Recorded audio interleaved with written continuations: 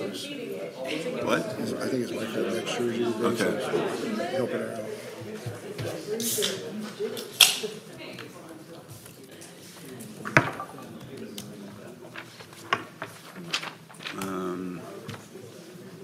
see. Aren't we like, I don't know. Yep. Okay, it still says we're in practice session.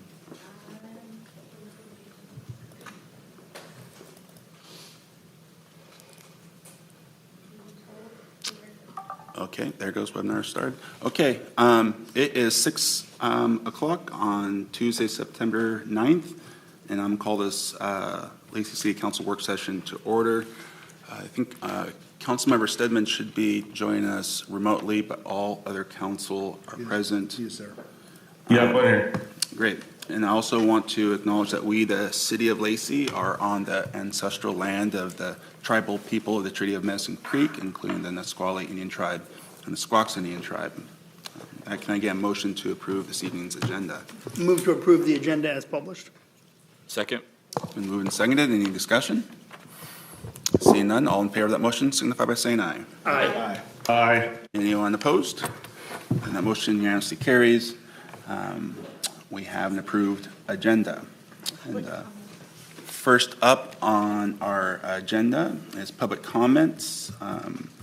We did have one written public comment. We didn't have anyone who pre-registered, but we do have a couple people who are wishing to address us this evening. First is Larry. Can you please come up to there and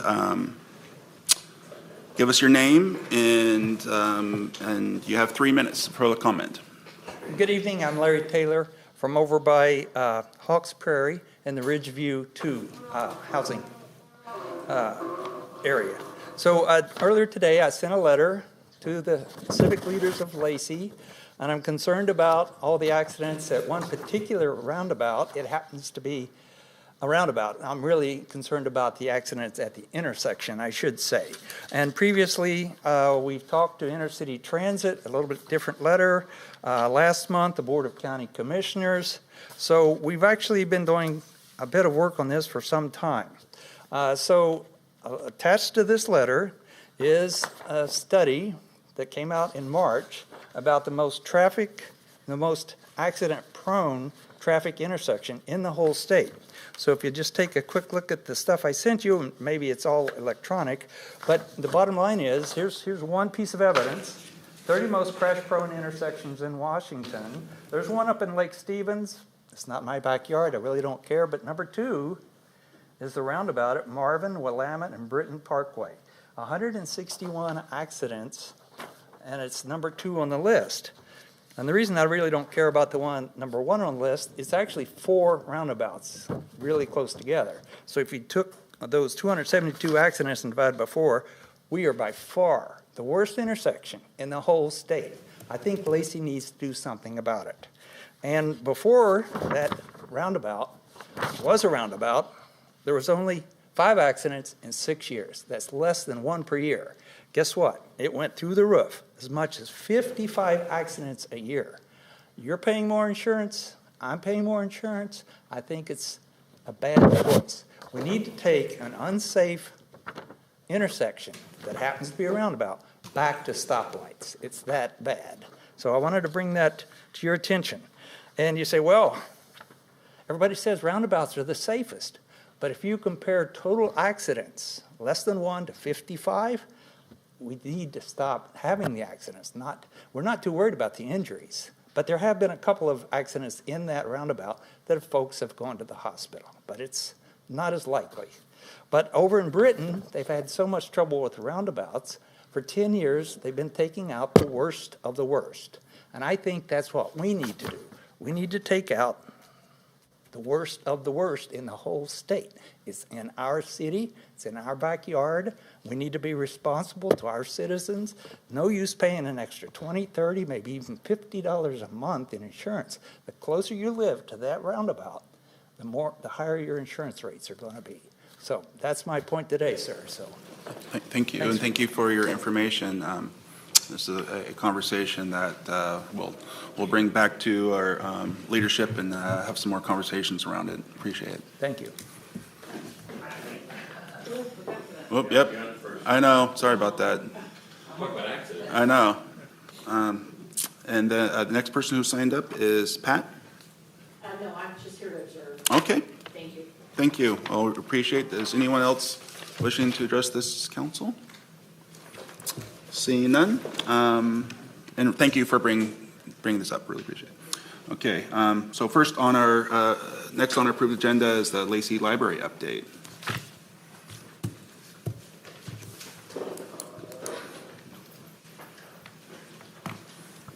Hello, council members. Can you hear me okay? Yeah. Okay. So a few updates about the Lacey Library. We have pushed our refresh from the beginning of the year to September 2026. So we'll still be able to proceed with tax preparation services at the beginning of the year.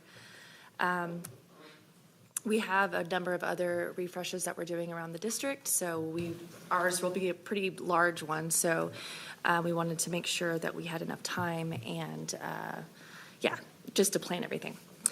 Also, there's going to be a week closure in late October, early November, and that's to complete facility improvements, including an HVAC. Chris Baird is getting bids on the HVAC system currently, so we're just waiting for him to finalize that timeline. Pivoting to the Lacey Makerspace, which is right down the road, we're planning to partner with friends groups, hopefully the Olympia and Tumwater friends groups, to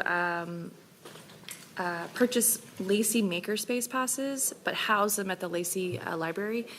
Just because historically they've been used more at the Lacey Library because of the proximity of the Makerspace. So hopefully we will have at least 6 to 10 of those passes available at the Lacey Library every month. What does that pass look like? It gets them a month of use basically, and then there's an additional amount of money that will be used for just materials, because you can go through materials by accident basically, because you make mistakes. So we're hoping to be able to have like an account for them to use the materials without having to pay out of their own pocket. And I don't know if you've been to the Makerspace, but it's amazing. They have like a welding simulator. They've got so many things in there. It's amazing. Hopefully I'll know more about that as our budget meetings with friends groups comes up in the beginning of next year. Beginning September 1st, our Wi-Fi hours were adjusted. They were previously 6 a.m. to midnight, and they've changed to 7 a.m. to 8 p.m., and that's just in alignment with district-wide safety and usage guidelines. We found that our parking lot was being used all night, so thankfully that's kind of put a dent in that, and the city has also put up signs, and I really am grateful for that. Starting this fall, we will launch monthly email updates to patrons featuring upcoming programs, database highlights, and recommended new reads. I'll be sending those out around the first of them each month. Library usage continues to climb at both Lacey and Hawks Prairie branches, especially in digital checkouts through the Libby app.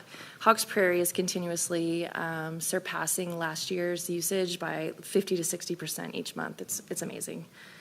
And finally, the summer reading program was a success. We had 2,541 participants from the Lacey and Hawks Prairie libraries this year. So it was a good turnout. And I did not, I forgot to mention this, I think in my last meeting, but we had a library supervisor. She ended up parting ways with TRL, but we just hired a new one. Her name's Nicole Page. She was a library assistant, and she's transitioned into the position really well. So that's my update.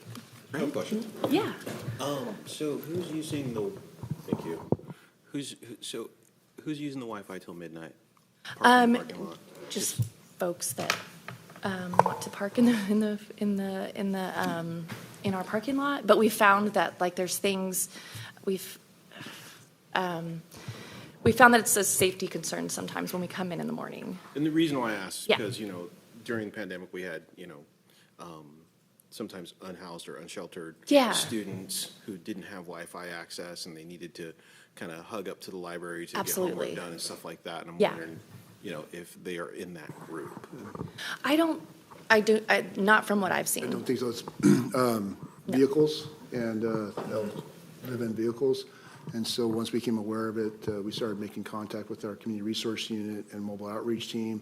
We also have the permitted parking lot just on the other side of the entrance or other side of the roadway from the library parking lot. So that's where we direct them and then posted that area as a no parking area. So we can create the outreach, create the connections, but also get them into the right spot. So we were inadvertently promoting, like, transient individuals. We weren't necessarily inadvertently, it's just that they're parking in that area, they had, yeah. Let's and go so- there and, Yeah, Yeah. okay, but we're not shutting off people who, No, No. not at all. No. Yeah. It's still available till 8 p.m. Yeah. can we do 9? I can ask. I can ask. Absolutely. Because kids do have sports and stuff like that. Yeah, absolutely. I think, believe it or not, there's programs out there for if you don't have internet at your house, you can get internet for basically almost free of charge if you're a student. Community action council type situation. well, it's also through the school districts Through as the well. school They districts, provide okay. access. Yeah. Thank So you. they do have options. Yeah. Okay, Any other thank you. questions? No, Okay, thank you, thank you. appreciate it. So next up is our comprehensive plan briefing and discussion. So as a community economic development team come up to the table, I just want to kind of do a quick, kind of historical note because I think the council remembers probably about a year and a half ago, we talked about becoming more involved at various stops through the comprehensive plan process. And so I think the community economic development team is just now on their final stretch of finishing that update. And if you look at the staff report, you'll see all those list of past meetings and staff report materials. You can see that this is not a spot in time, but the buildup of a lot of work that's gone on for the last 12 months, 18 months, and a lot of outreach and a lot of effort. So I just want to highlight that and thank the team for bringing this forward. And again, this opportunity tonight is for council to kind of hear this final setup for the final draft plan, put some feedback into it before it starts going through its final stages with the planning commission. So with that, I'll turn over to Vanessa. Yeah, well, good evening, and we are excited to be here again. As Rick mentioned, this is not round 1, but maybe round 15. And we'll see you more, too, after this on the same topic. But we are beginning to get towards the finish line of this really 2-year effort. And tonight, we're hoping to hear council feedback on some amendments to our goals and policies as it relates to changes we've made from communication with the community and agencies, as well as our planning commission. So with that, I will hand it over to those that are in charge. Hans? Okay, I'm skipping Ryan. I'm handing it to Hans. All right? Hello, Hans Shepard, senior planner here at the City of Lacey. And we're going to be running through some comprehensive plan stuff. And I am going to rely on Ryan and Vanessa to jump in. This is really intended to be kind of more of a discussion format this time around. So run through some highlights, but then also ask for your guys' feedback on a couple different topics as we get there. So this graphic should look relatively familiar to everyone. Somebody else doing that. rogue mouse going on here. Okay. But yeah, we are within what we're calling phase 3, which is the draft plan. We're really actually getting to the end of phase 3 and pretty close to the transition into phase 4. But this graphic is really great at demonstrating the number of opportunities that the community has had to participate in this process throughout, really symbolized by these orange circles here. And one of the biggest efforts of this whole update was ensuring that the community really had that opportunity to participate early and often throughout this process, and that when we get to the end, that product is really reflective of the community's participation throughout. So keep rolling this graphic out because it does a pretty decent job of highlighting that. We also rolled this graphic out last time we were in front of you guys, but I did want to highlight it again. So community outreach overview. This really started in July of 2024, and it will continue through to the end of this comprehensive plan update. So targeting December 2025 for what we're looking at there. But the community has just had the opportunity and will continue to have that opportunity to participate, review, hear everything that we're discussing, presenting throughout that entire process. So that's been really high on our priority list and something that we wanted to make sure continued throughout. But as far as phase 3 outreach, we divided it up into both in-person and virtual formats, consistent with that visioning session that we did with you guys early in 2024. We attended a number of different community events. We also used a diversity of different communication channels that we have available to us to really get the word out, make sure this content got in front of as many people as possible and in as many different ways as possible. For phase 3, we had 2 specific platforms that we used for online engagement. One was called Conveya, which included our goals and policies actually written out, and then a story map that was a little bit more of a visual representation of what we were doing with land use, and walked people through that process and what that looked like. Both of which are still currently live today, and the community has the opportunity to go check those out at any time. The commenting section on them is turned off for phase 3, but the information and the comments that were provided are also out there and available for anybody to review and see the kind of feedback that we received throughout this process. So at our last time we came to you guys, we were just at the tail end of concluding our engagement, so we didn't have a whole lot of numbers for you. So this time around, we said that we would come back with some more specifics on who we heard from for phase 3. So this is a really kind of a demographics breakdown of the feedback that we received and where it was coming from as part of phase 3 outreach. It's also in attachment 14 of your packet, so kind of the raw data is there if you want to flip through that and get a little bit more insights on who we're hearing from within the community. And then this is a full wrap-up of all of the engagement that we've done. So that last slide was phase 3, and then this is our total engagement and who we're hearing from. These numbers are within a few percentage points of our community as a whole, so Lacey, including the urban growth area.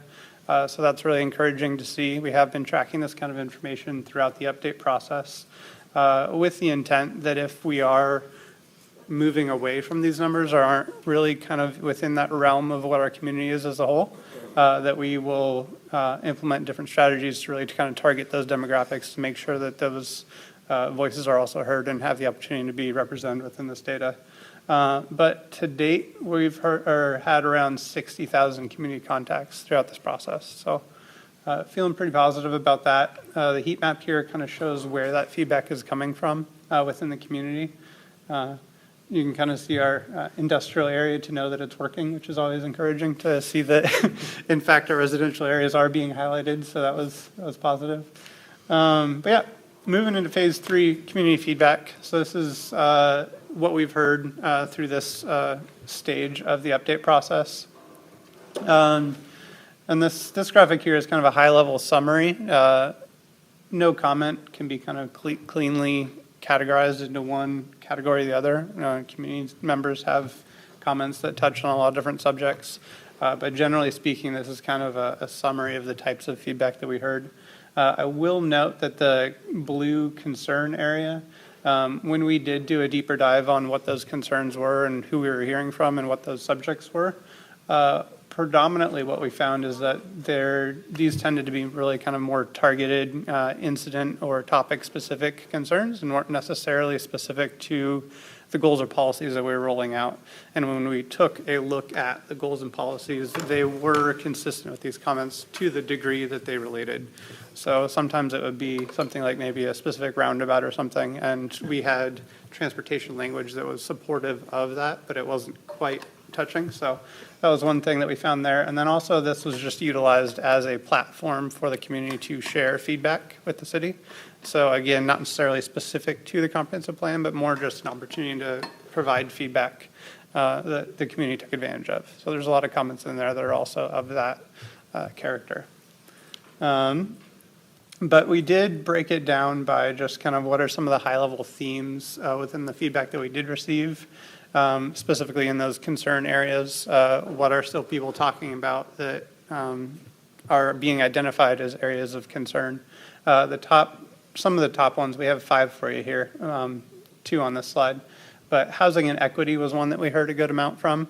And we heard kind of both ends of the spectrum, if you will, on what that balance looks like and the type of feedback that we heard. So we heard people expressing concerns about safety and property values and social engineering on one end of that spectrum. And then we heard additional needs for affordable housing and equity practices within housing development. So, Would you mind defining social engineering for us, please?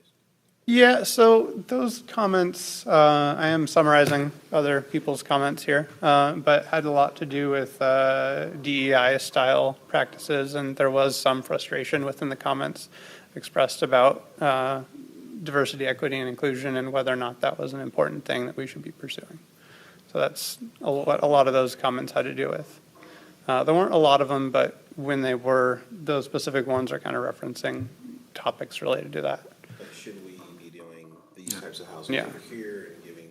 And then also concern about affordable housing and the types of community members that would potentially bring into different neighborhoods. So that's You often hear this term associated with things like increasing density and those kinds of things, is that the city is trying to social engineer things by upzoning and therefore creating more opportunities for more people to live here, which is therefore social engineering. Okay.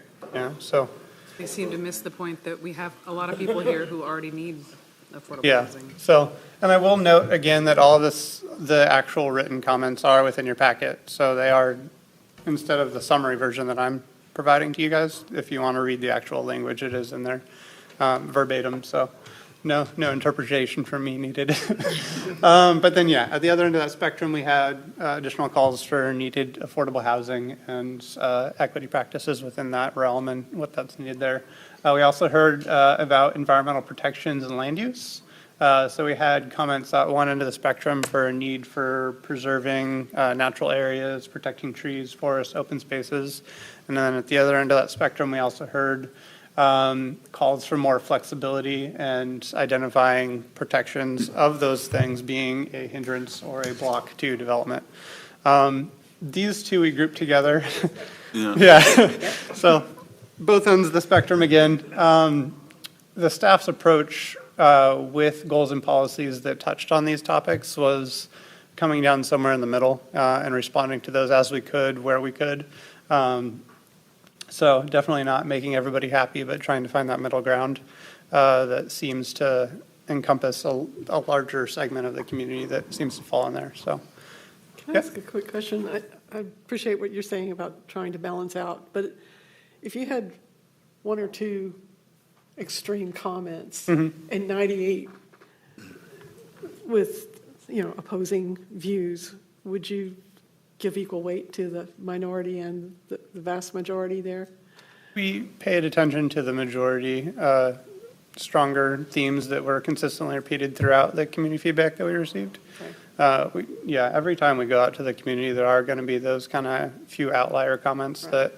that we definitely read and pay attention to, but definitely, read in context of all of the other feedback that we also receive and weight it accordingly. Thank you. And I'll just add too that all of this material has also gone through the Planning Commission, and one of the challenges and one of the big discussions the Planning Commission had at a previous meeting was around environmental protection, especially related to trees. And I think, as a community, we are continuously challenged by protecting tree canopy in and amongst new development. It should be no surprise. And people see areas of undeveloped property, that may be zoned neighborhood commercial, and tell us as as we're getting feedback, that area should be preserved forever. I'll use the example of, I think we got some feedback on 41st and Marvin, the neighborhood commercial site there specifically, Jubilee residents that believe that area should be preserved for trees forever.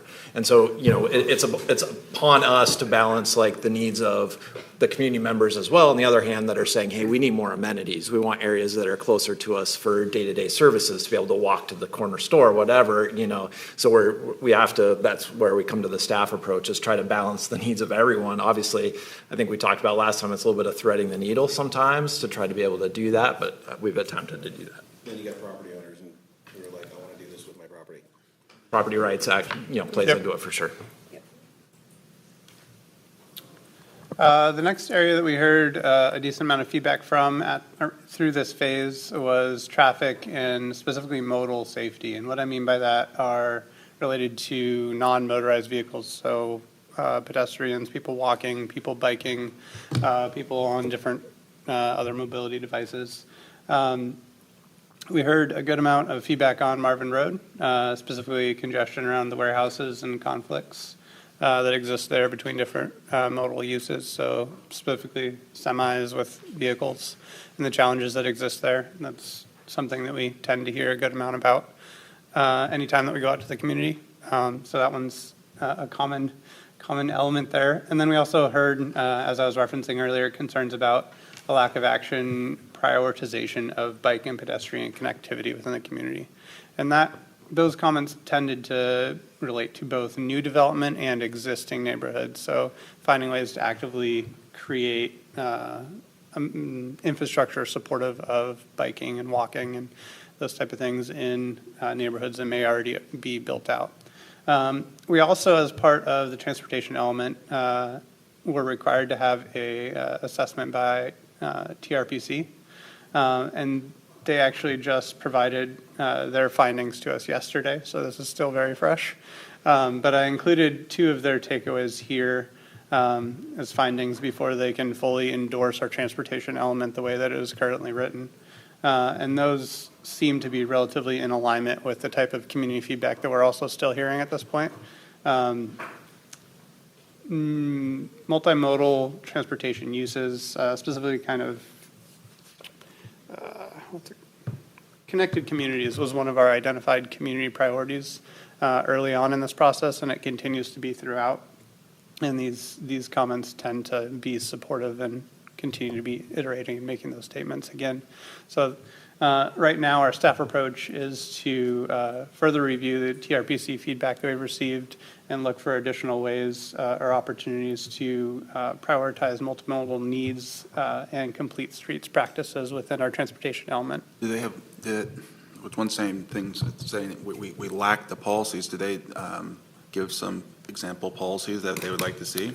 They do have some examples. I didn't include those as part of this, but they did provide some pretty detailed information on what they were looking for and where we weren't quite hitting that mark. Great. So we have some good guidance to go along with there.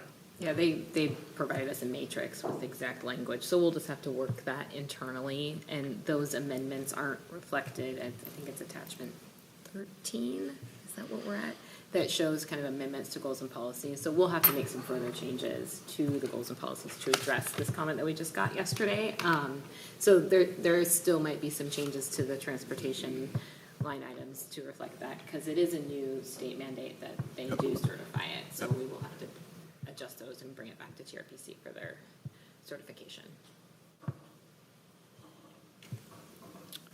And then subject areas 4 and 5 that we tended to hear a good amount of information from had to do with small businesses and economic development. Some of the feedback that we heard around that was that the belief is that the efforts are vague or ineffective. So what we're identifying as strategies in order to support economic development weren't really as precise as the community might like to see them.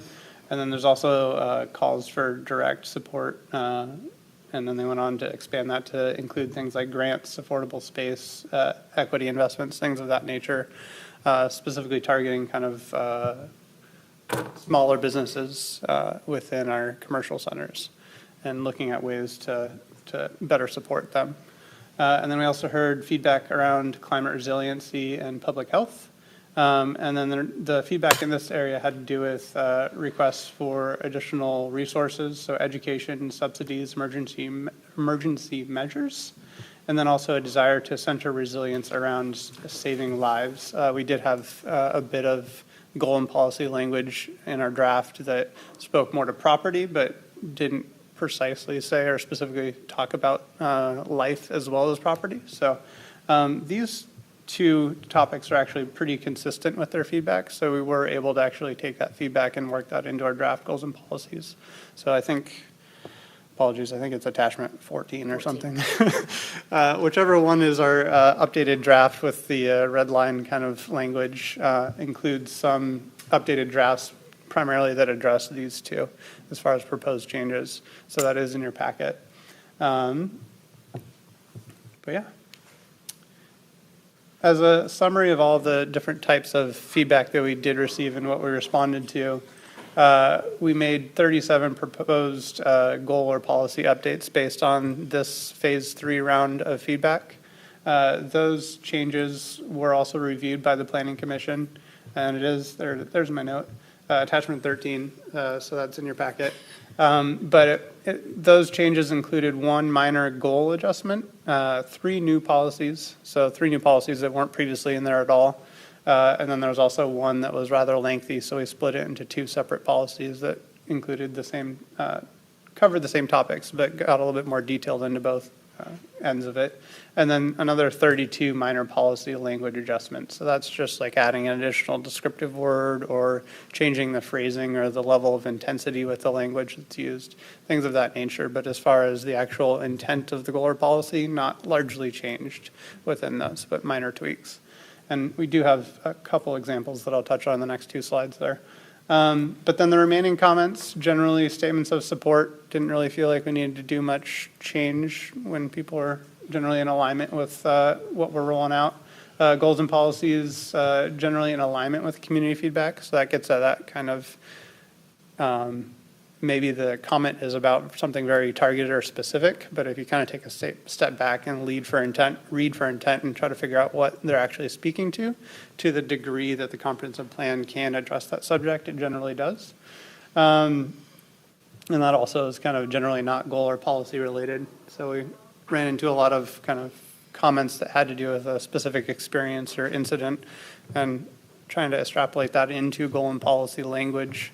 Our language does appear to be relatively supportive of those examples that people are speaking to. All right, quick question. Yeah. So did you find that some of the multimodal commentary was kind of directed at areas that are a little less developed or undeveloped altogether? You know, let's say, for example, on Marvin between you know, where the daycare is and let's say you know, FedEx, right? It's not like there's no sidewalks or anything like that, and there's no bike lane, but you know, most of that is, you know, so far set back and or on the other side, like not yet developed. So therefore, you know, there's no sidewalk, there's no bike lane, there's none of that stuff. And so I was wondering if like some of that commentary that we're receiving is because, hey, you know, we want, you know, these areas developed or put multimodal in here, but they're undeveloped areas. Yeah, so there's definitely a blend, which is kind of classic. But what I will say is that in our initial draft goals and policies, our language did lean a little bit more towards new development. And one of the comments that we got through phase 3 was that we wanted, or community wanted to see the new development language kind of removed and really more encompass all language. So specifically, what we took that feedback to mean is that community is looking for it in existing neighborhoods that are already considered fully built out. Okay. So. And that's what I thought about that too, because like there's so many neighborhoods that don't have any sidewalks. They don't have a lot of the amenities that the newer neighborhoods have, but they were built in the 70s and 60s, and it just didn't happen. Yeah, so that is one of the takeaways, I think, is that community is looking for kind of ways to reintroduce, or introduce, I should say, more non-vehicle centric modes of transportation options within existing built-out neighborhoods. What the percentage or blend of that feedback is. I don't know for sure, but that is definitely something that has kind of risen to the top and isn't a reoccurring request or feedback that we've received. Yeah, because that's one conversation that we've had before, right? Like, let's say around, I think it's Lacey Elementary, and there's like, all these, there's a lot of residential, there's no sidewalks, there's no, any of that stuff. Kids are walking on go trails, and we talk about, how can we sidewalk that area? And then we talk about how, we'd have to, we reach out to, and then, but nobody wants to lose 20, 30 feet of frontage or of their front yard to make it all happen. So how do we circle back and see how we can make some of that stuff happen? I think if we were to look at, back to the heat map that Han showed as far as where our representative comments came from, most of the comments related to wanting more infrastructure related to walking and biking were in our older neighborhoods that lack that infrastructure. If you look at I guess I'll name them, Jubilees, the Horizon Points and those kinds of things, those have been built with, sufficient infrastructure to support walking and biking in those areas. It's really the older neighborhoods where those comments are coming and wanting to make sure that those are, showing up in the comp plan. It's not so much our major corridors. It's, talking about Marvin Road, people aren't walking and biking, down Marvin Road on a regular basis. There may be gaps, but, they're walking around their neighborhoods, certainly. And that's where they see the biggest impact on a day-to-day basis and want those amenities. Yeah, I'm happy to see that some of the older neighborhoods are actually coming around to saying, hey, we want some of this infrastructure too, because prior to it was like, well, as long as we don't have to give up anything. Well, There's obviously challenges. The biggest challenge is there's no funding mechanism. Exactly. When the whole system is based on development providing those amenities. Well, it was already built out. We've missed the boat on that, and that's something that I think every community obviously faces, because that's just how that's how we built our system. Yeah, it wasn't a very efficient way to do it, obviously, and especially with the older neighborhoods.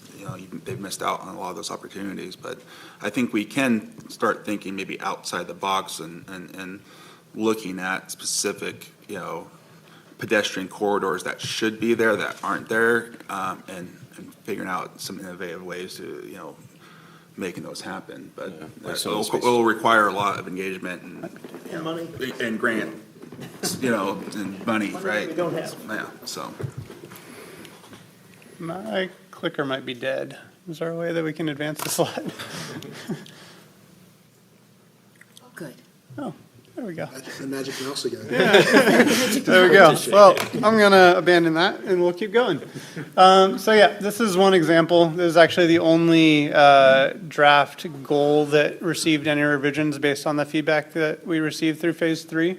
And this is an example of also kind of a minor revision that are the majority of the types of changes that we're proposing based on the feedback that we've received. So this one was missing, or there was a comment, or a few comments, I should say, that were speaking to public health impacts, and it wasn't quite reflected to the degree that we were hoping for within the goals and policies. So this slight revision took place, and it's just the red language there that was added to that to kind of further bolster that information and capture that within the goals and policies that we have. So this is out of our resiliency element, and again, it's within your attachment 13 of your packet. So you can take a look at those. And then can we go to the next slide? Thank you. Appreciate it. And then so we do have 3 fully new draft policies that came out of this exercise. So from the feedback that we received, we realized that we really just didn't have policies that spoke to that feedback. So these are the 3 fully new ones. I don't know that I'm going to read them all out to you, but they are in your packet. They are up on the screen. So these are 3 that we're introducing, one from the GHG section, one from land use, and one from resiliency. But each one of them is in response to community feedbacks around different subjects that weren't previously reflected within our draft goals and policies. And then if we go to the next slide. So this is kind of a built-in discussion point, but we did want to check in with you guys. We have 2 different primary questions we're hoping to get guidance on tonight. The first one being, are there any comments or proposed changes you have additional questions on? So within your review of your packets, the feedback that you've seen, the proposed changes that we're making, We just want to generally confirm that we are on the right track, or are there things that we're missing that we need to get better captured within the content that we've provided tonight? One of the questions I had to do with reducing wind speeds near power lines. It was a little change, but Fish and Wildlife recommended that we add language there. How do you do that? Are you going to put up some screens? I think it had to do with trees and the pruning practices around trees adjacent to power lines. I kind but of yeah. love that you brought this up, because oddly enough, Scott and I were talking about that language tweak as well. And I'll be honest, it doesn't read super well. We're probably going to tweak that language so that it's more clear about what we're trying to say there. The intent, yes, it was feedback from WDFW. It's really looking at tree preservation in a way that's meaningful when it comes to reducing blowdown on the critical areas versus on the power lines themselves. But I think this is me, again, interpreting the comment, but I think the intent behind it is, hey, if you just clear a patch of trees to put in utilities, then you can have impacts as a result of that can result in blowdown, could then further impact that utility. So to take that into consideration when you're looking at utility development, whether that be a large corridor or even maybe just a small segment. So I think we'll probably tweak that just a little bit because it is a little oddly worded, and we caught that the other day. I was emailing with Scott, and we were working with Lindsay over in our climate element to fix it. But the intent, that's the intent behind it. Yeah, I mean, there's a long-standing historical practice of humans planting trees to slow wind down. But I think of that as something that happens in big fields, right, where you're trying to keep wildfires from spreading quickly in like an agricultural area. So how do we do that in a city, right, where we have to plant certain kinds of trees because of the utilities that are nearby, all that stuff. So I look forward to seeing you guys tweak that language a little bit so that we get at the intent. So, sorry, I'll build on that by saying there was a robust discussion at the Planning Commission related to utility lines and tree preservation and protection. And there are challenges around, utility maintenance practices around power lines and how to address that. There are, if you look at our utilities element, there are some goals and policies around that where the city is pretty strong in saying that we want to maintain trees wherever possible. That is, we did receive comments back from Puget Sound Energy with concerns about those policies, and especially when it's. The Olympia Master Builders, right? I'm sorry? And the Olympia Master Yeah. Builders, they said, tree preservation shouldn't take priority over protecting utilities. Correct. And especially in a time where we're electrifying more, and you have challenges where trees take down power lines, people could be without electricity for some time, and so it becomes kind of a resilience issue as well. So I just wanted to make you aware that those discussions are happening, and there are some goals and policies in the comp plan related to that, but they tend to lean more towards the protection of trees than they do to the protection of the utility corridor. Yeah. So I'm really curious of, that what we've done so far, how a goal and a policy turns into real life change in our community. Is there a new goal or a policy that we're getting, that we're looking at, that we're, that's going to move forward, that is going to have a big impact in our community compared to before, where it wasn't included, now it is included, and it's going to do X that wasn't being done before. Like how much influence does just having a goal actually turn into, what happens on the streets? So I like to use the idea of an umbrella or a funnel, maybe to think about the comp plan is at the very top of the funnel, and what spits out at the bottom is like a project. And so there's things that can be done by all different sectors of the community to make that thing come out of the bottom of the funnel, and that can be done by the council through policy decisions, through changes in regulations and those kinds of things, and implementing the comprehensive plan. That ultimately, it could be supporting that through capital facilities, through utility installations and those kinds of things. It ultimately can be done by the private sector as well, implementing projects, building housing, doing those kinds of things that are, in compliance with our regulations. So that bottom of the funnel has also got a big private sector component element to it as well. Ultimately, what this does is it tells the community the story of what's important, and then those decisions are made, at different times to make those things happen. And oftentimes, those are council-level decisions. So do you see like any changes in ordinances that are going to come as a result of that will take up a change of this, going through this comprehensive plan update? Yeah, it'll take time. So a comprehensive plan is a 20-year plan. So it's 20 years worth of work that's in front of us to make this happen. It doesn't happen overnight. And so I think there's the city's role in it. For better or for worse, at this point, the state is taking a more active role in telling the city what we must do when it comes for planning for these things. And so, especially related to things like housing and climate planning, those things are being told to us now from a top-down perspective what we're required to do. And so right out of the gates, we're going to be talking to you, and there's going to be some stuff that's coming along with the comp plan update, mostly related to housing. Are there going to be any zoning changes that happens as a result of this? Yeah, that's not a part of this review tonight. We're going to go through the Planning Commission public hearing process and return to you later this fall, winter, and go through those changes. How many are there total?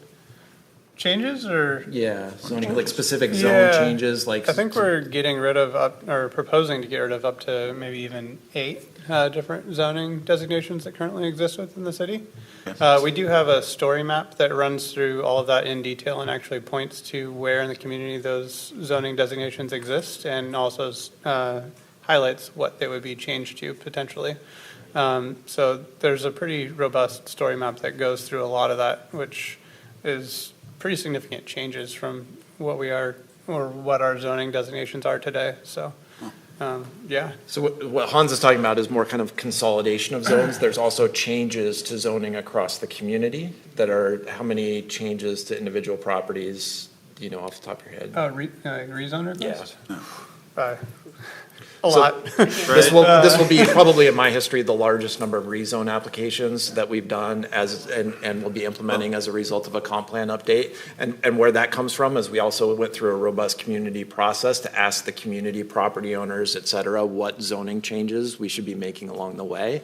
And they weighed in on that, and that's what we'll be moving forward with later this fall. I guess that's what I'm really curious in, right? And we're not there yet, but that's where. Yeah. You go through this big process, you would think out of this process, zoning changes would be made, and I just. Yeah, so there's 2 different types of zoning changes that are being proposed, well, 3 really, but the 2 that we're kind of talking about as far as designations on the ground that could potentially be changing. There's the ones that the city is kind of putting forward that after review of our zoning chapters, where there's a lot of overlap, and then a review of what's out there and what was constructed, and comparing what's built on the ground to what that zoning designation is, and trying to figure out if it still makes sense or if it's still serving a purpose that's unique from our other zoning designations. So there's quite a few that were put forward by staff that are just like, this really isn't accomplishing something unique or different than these other zones. There's an opportunity for consolidation there. So there's quite a few of those. And I believe we had around 50 or so community proposed rezone requests as part of this process as well. We're not proposing that we're carrying all of them forward as part of this process, but quite a few of them did make it into the review and are being carried forward as part of this recommendation. Not all of them, again, but quite a few. So those 2 changes alone are. More than maybe. No, that's 2 why. at any given time. But I really. On a year-to-year basis, we may have I really 1 feel or like 2 a year. now was the time to do that, Yeah. right? Yep. Because there is, we saw this with the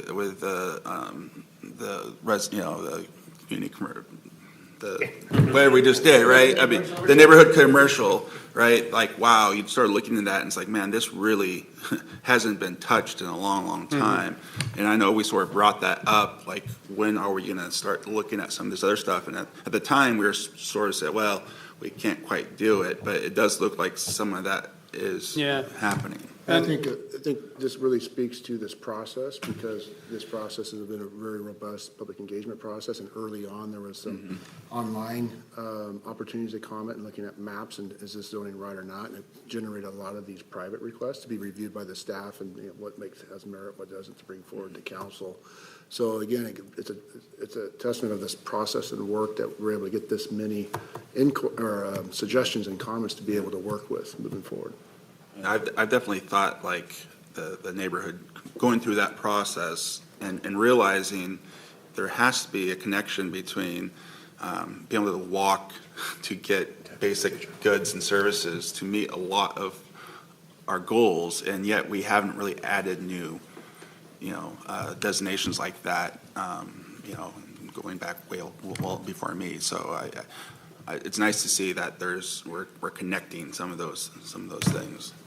Just from a practical sense, we'll move this process forward. There will be an ordinance that we'll have that will actually amend our Title 16 zoning regulations that go along with this, as well as the map amendments.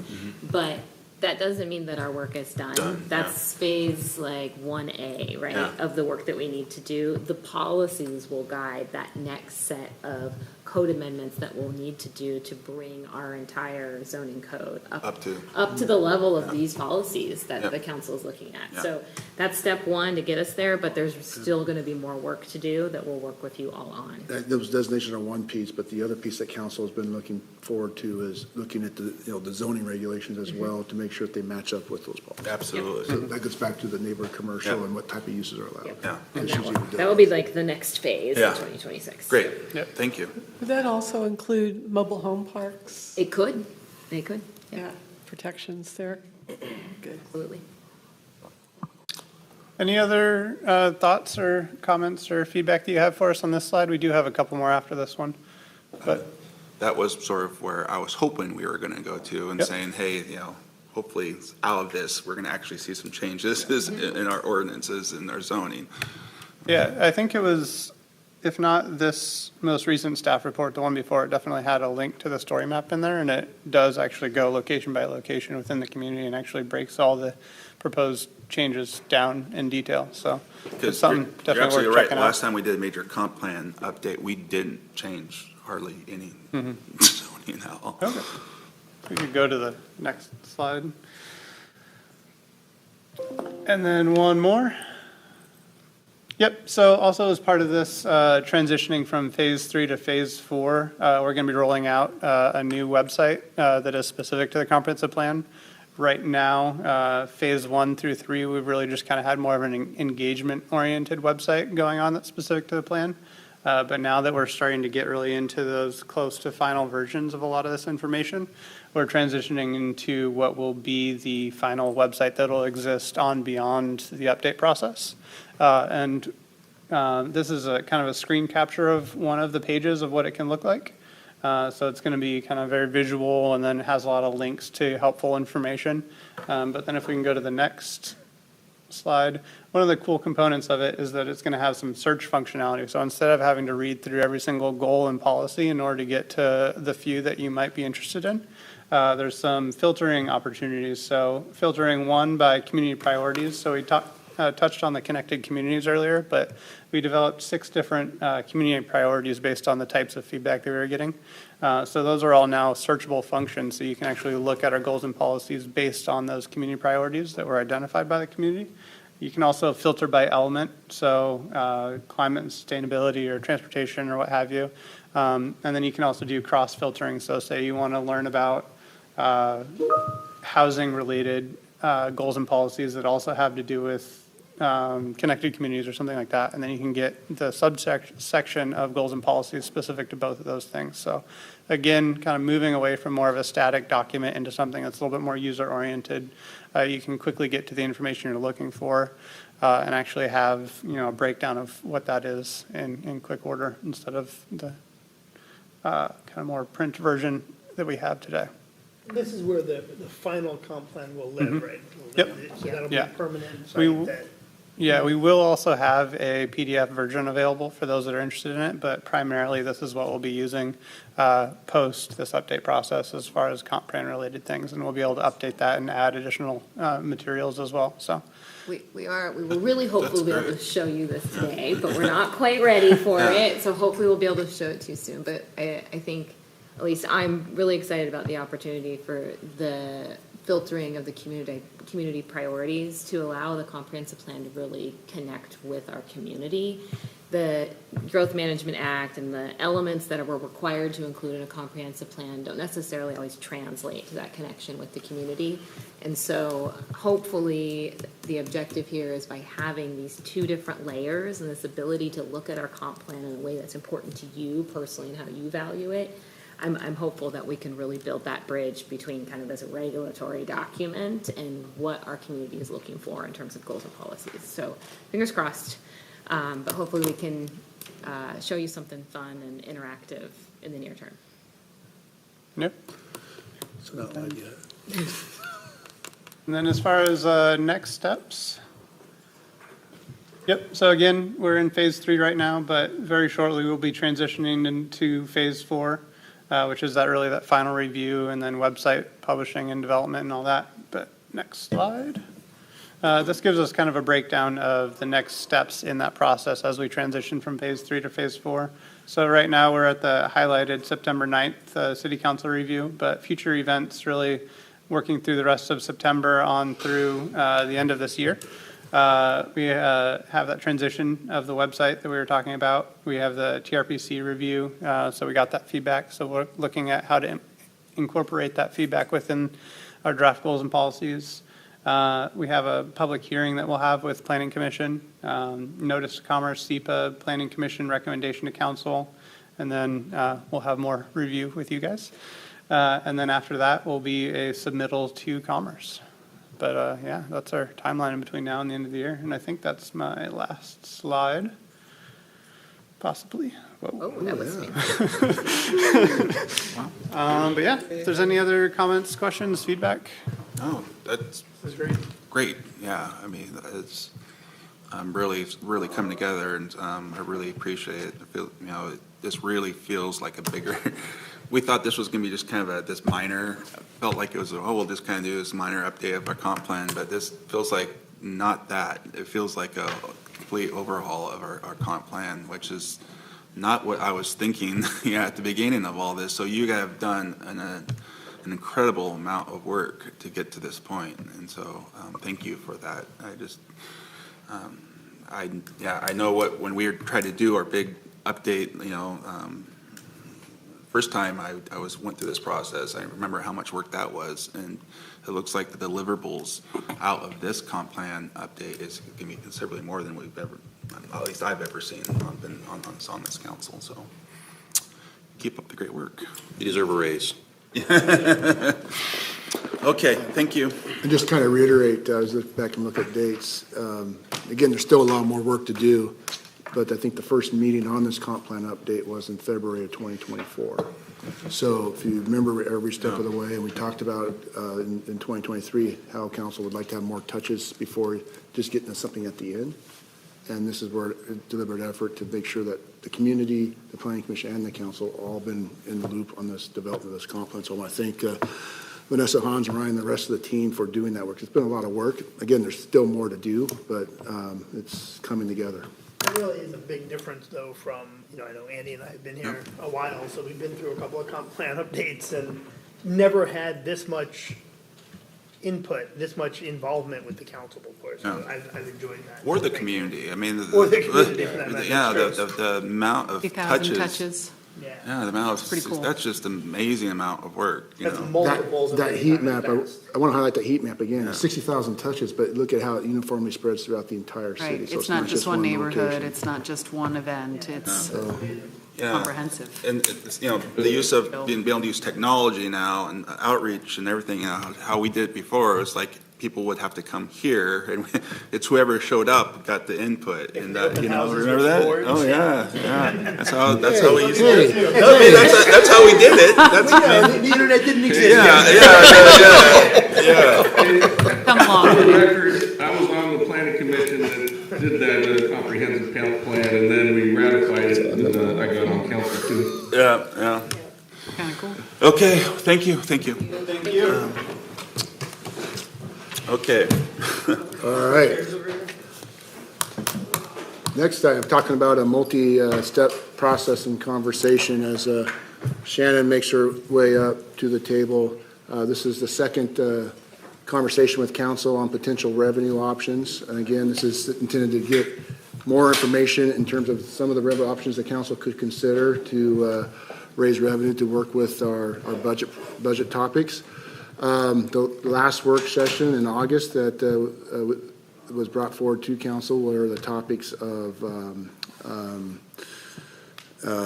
franchise fees, gambling taxes, and technology fees, which the council looked at those items and said, yeah, we want to pursue those further. So we're going back, digging up more information, conducting some outreach, and look forward to bringing something more finite or recommendations back to the council at a later date this fall. The other item was also the body-worn cameras and fees for public records. And of course, I just want council to be aware that based on council direction, we're coming forward back to the council with a resolution to adopt those body-worn camera fees next week. So we're already starting to put some of this work into action. And before we get to tonight's two topics, I just want to also reiterate, as well as we're looking at different revenue options, we're also doing internal looks as well, and I think it's very important. Our finance team, Troy, Chelsea, and Gabby, and the rest of the department directors have conducted over the last several months a line-by-line item of our entire budget, looking for over the last 5 years average expenditures and savings, and through that process, we were able to balance some of our line items that were under or overspent, that beef those up, and reduce some of those that were kind of underspent. And so through all that process, we did reach a savings in our budget document of about $960,000. So we're doing multiple steps and looking at not only revenues, but also how we make sure we're efficient and reducing costs internally as well. And Shannon will have all slides about articulate through her presentation. But I just want to kind of highlight those and emphasize those pieces as we get into tonight's topics related to utility fees as well as business and occupation taxes. So with that, I'll turn it over to Shannon to lead off this next presentation. Well, thank you, City Manager, and good evening, Mayor, Deputy Mayor, and Council members. I'm really excited to be back in front of you to talk more about potential revenues. Briefly, and bear with us, obviously that ran out of power, and so we're trying the mouse from back here, so we'll see if this works. But I think just to set the stage again, what we're presenting tonight is information only. We wanted to make sure that you all got some really good information to help make any potential decisions down the line. So what you'll find in the presentation tonight, as well as in all the packet materials, there are no specific recommendations. It's really just there for a technical resource so that you can do a deep dive, ask questions, and we can come back and provide any additional information that you may need as we're going along and considering what could be future options. So like Rick mentioned, just to recap our last meeting that we had together on this item, which was in August 19th, we talked about franchise fees, and the result was that we were going to do further diligence and come back to the council for further discussion at a later time. And so we are working on that, and we'll have something mapped out as soon as we have more information. We also had a conversation about gambling tax, and we're starting to perform outreach. We are looking to schedule something for council consideration in the near future. What we had heard that evening was to take a look at a proposal for potentially increasing gambling tax for social cards specifically, increasing gradually over time somewhere to 10.5%, and then to look at the pull tabs of increasing them from 4% to 6%. This would result anywhere from about $116,000 to about $200,000 on social card games, and for pull tabs itself, about $20,000. Where are we currently on the social card room? It's 7.5. Yep, 7.5. We also had a discussion about technology fees, and so we're going to be meeting with key stakeholders, doing some more diligence on this, and then returning to council at a later date for more discussion on any potential fees. So we will be coming back. One thing that we heard was, obviously looking at what are our costs now, what are some future costs, and, a future conversation on offsetting new costs rather than, existing costs. So we'll certainly be coming back with more information on that. And then the other item was body-worn cameras, and the strong direction we heard from council was to move forward with creating a fee for the copying redaction charges for cameras. And so we are going to be coming back next week, next council meeting, to bring forward a resolution that would set up a body-worn camera fee. And that would result in about $1,500. And that is an estimate, and again, highly volatile for that particular fee. Rick mentioned this, but I do want to highlight this because I know a lot of work has been going into this. We are doing that internal effort to take a look at historical spending patterns, and this is literally going line item by line item. Chelsea, who's sitting behind me, and her team did that incredible work. And what they were looking for was to reduce or to eliminate unused or underused accounts and to make right accounts that had spending that were over what was typically budgeted. To have immediate budget savings. We talked last time we talked about this conversation was about the potential impacts on reserves moving forward of doing this effort. And what the result was of currently about $960,000 in a net reduction in the general fund. So tonight we are here to talk and just start a conversation on utility taxes, really just to explore kind of where we're at, where our peer jurisdictions are, and what are some opportunities the council could consider. And then also business and occupation taxes, specifically looking at warehousing and manufacturing, although there is also retail, and we'll take a look at that. And then the plan is to come back at a later date to talk about the last two items that will be included in the packet in this part of this overview, which is lodging taxes, and that's really to take a look at our funding priorities, and then also a new House bill that was provided by the legislature last year, which is HB 2015. And so you're all very familiar with this matrix, but I did just want to highlight it again. What we tried to encapsulate with this is just something if you were to pick up a piece of paper and try to understand the topics at the highest level, what kind of the annual estimate revenue is, what the volatility is, what the estimated year-to-year shifts, who controls, what the term is, what the implementation authority is, what the administrative effort is, stakeholder engagement, who pays, and then a discussion on equity. We also updated the revenue tool to reflect the discussion that we had previously, and so we can make sure that that is available for council members in the future to take a look at with the most up-to-date information. So we'll jump in to utility taxes, and I do apologize. I've got a lot of graphs, I've got a lot of tables, and the font gets small. Certainly ask if you have any questions or need any clarification, and I'm not going to go over every single line. But I think what we see with utility taxes, just to summarize it, is that there is a lot of opportunity for potential increases, and you can see that the revenue there can be anywhere from $500,000 to $4+ million, depending on what's considered.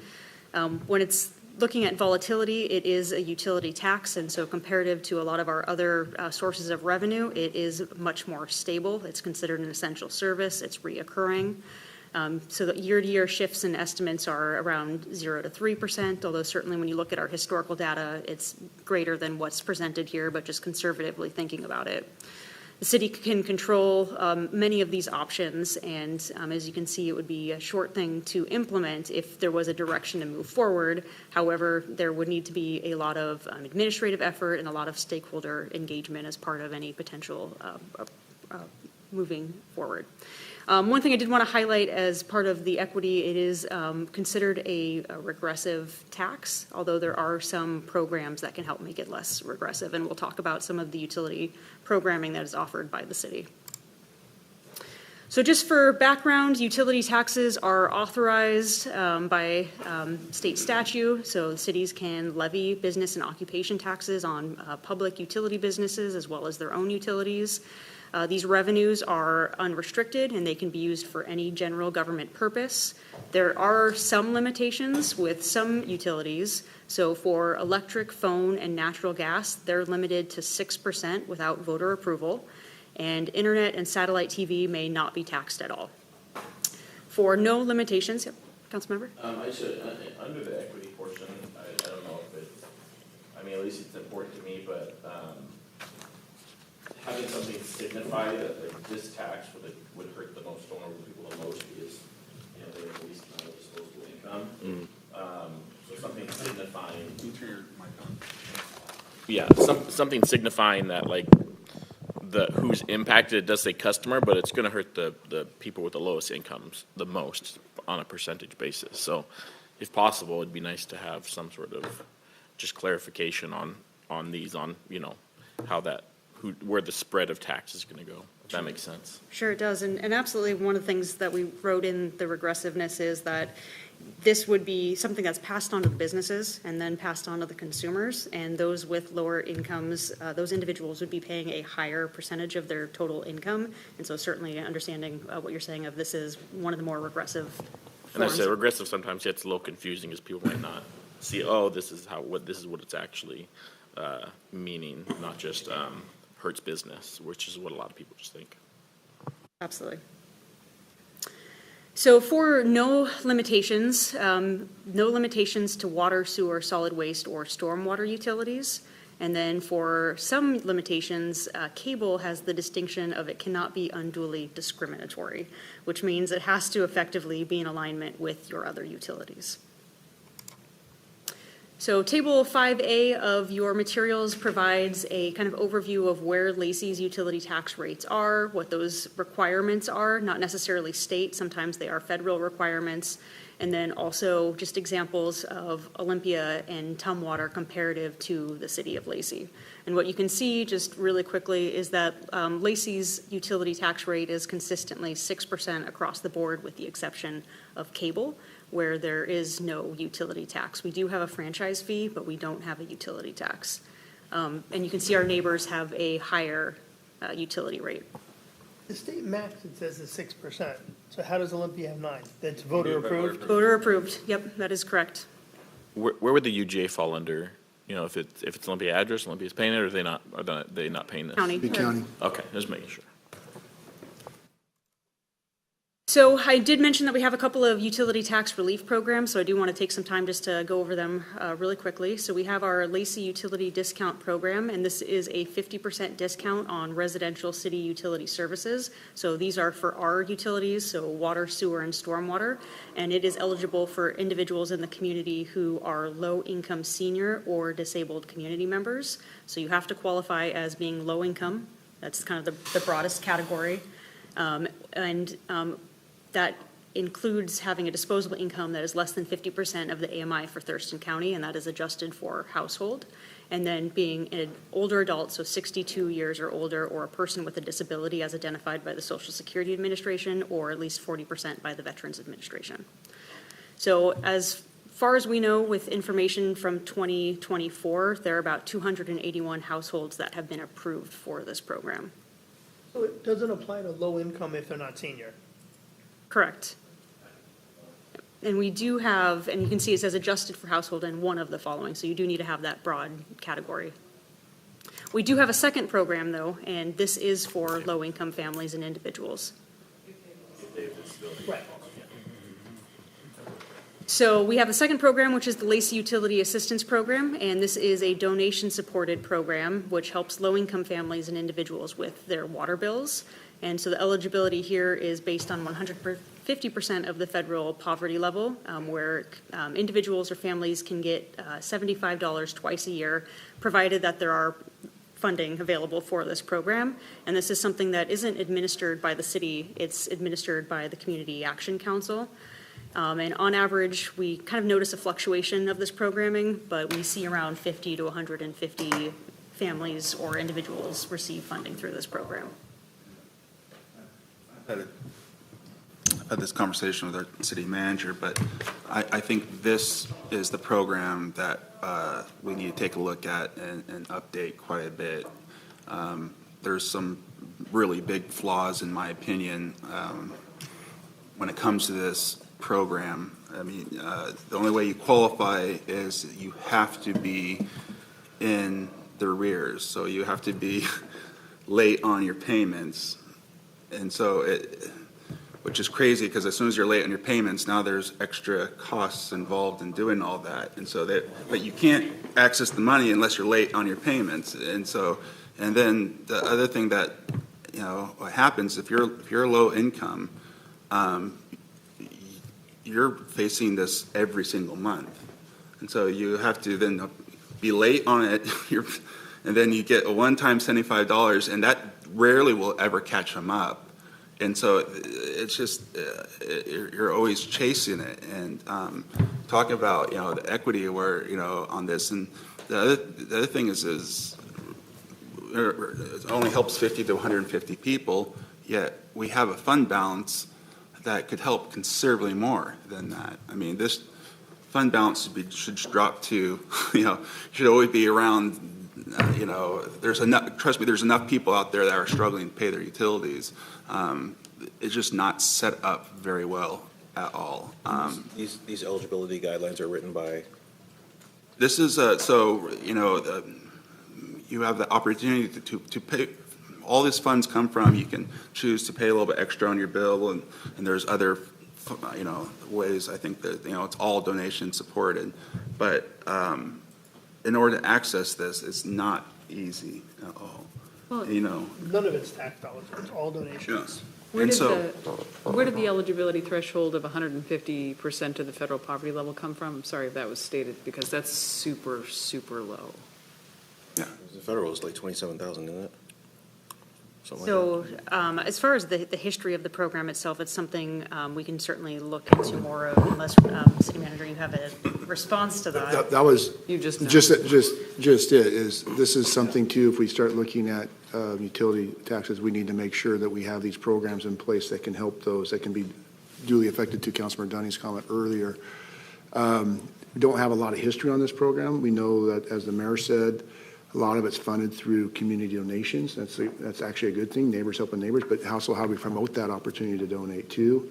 And then the accessibility of it and the parameters. So that'd be something too, we could come back to council looking at what federal, state, or state auditor guidelines we have to follow.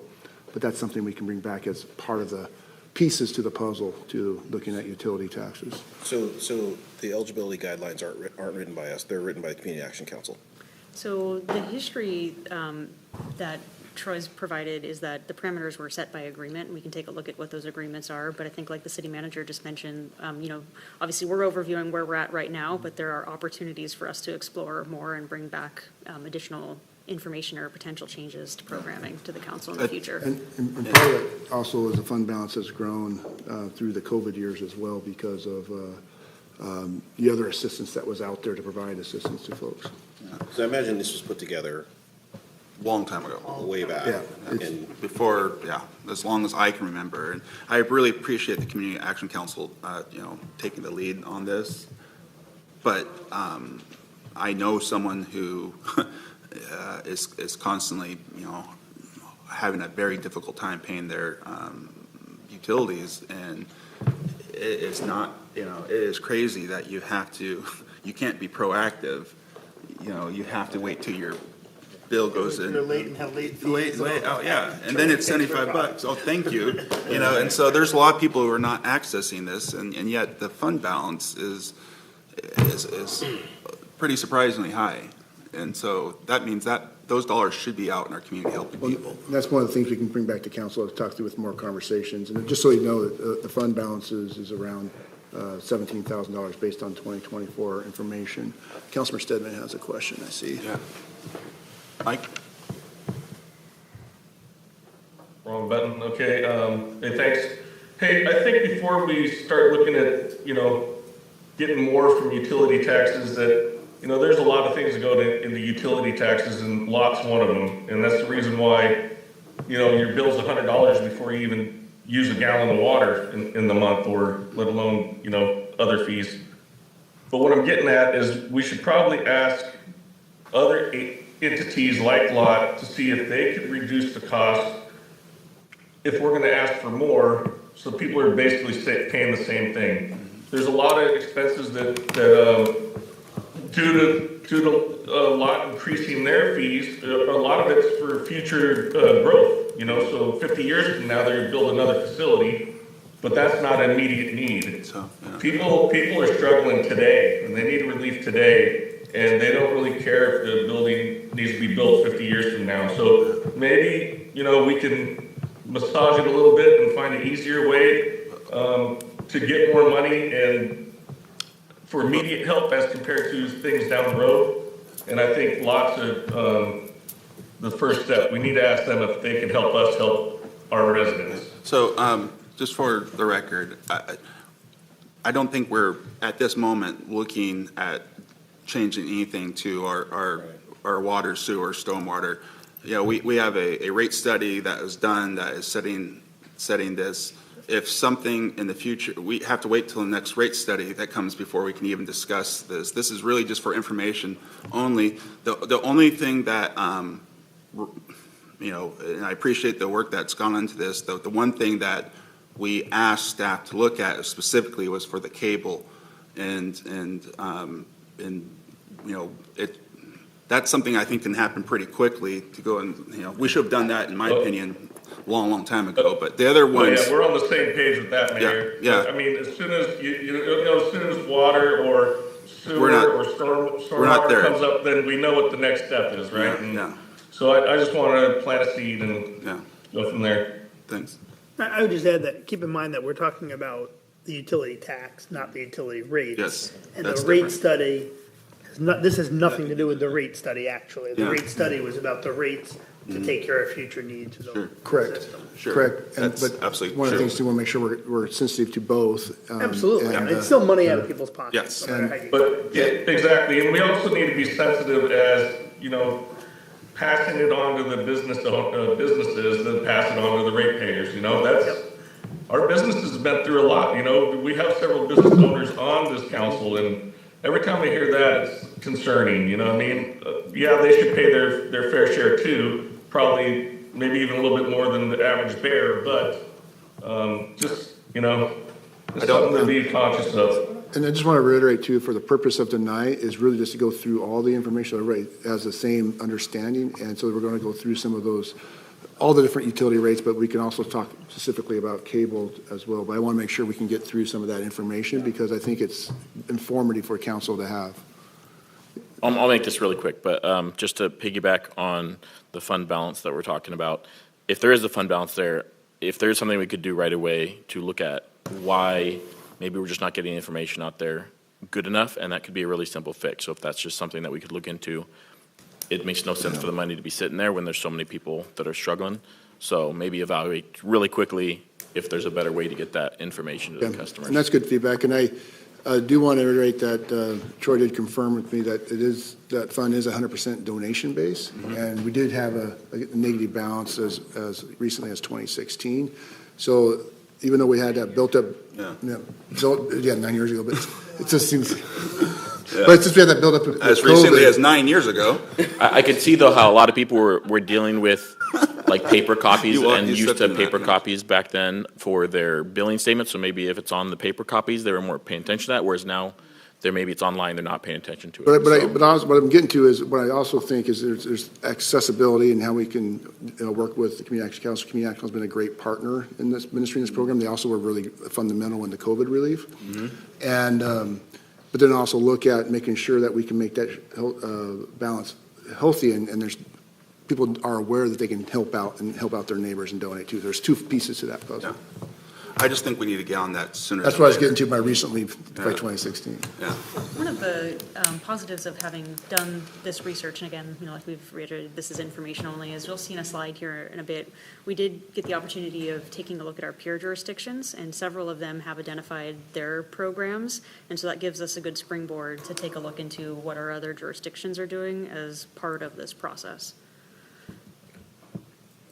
So, moving on just briefly from there, and we'll come back, like I said, in the next table. So when we take a look broadly at all of the utility taxes, so again, the estimated revenues could be anywhere from $500 to $4+ to $5 million, depending on the variables.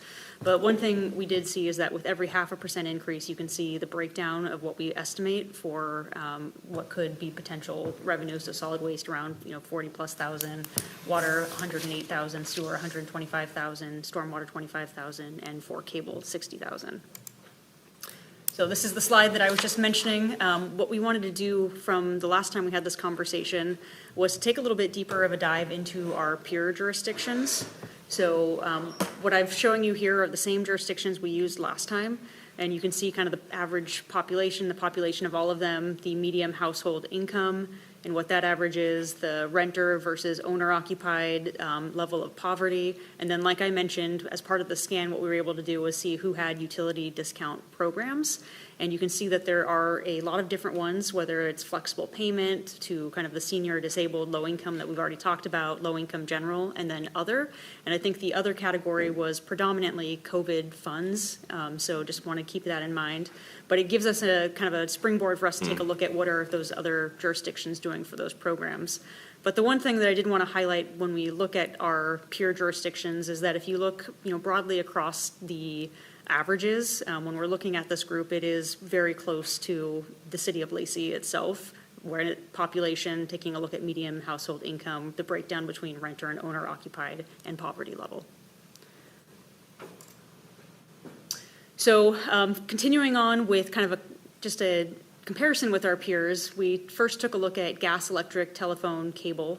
And cable will show up in both of these, but what I did want to just stress again here is that gas, electric, and telephone are the ones that are statutorily limited to 6% without voter approval.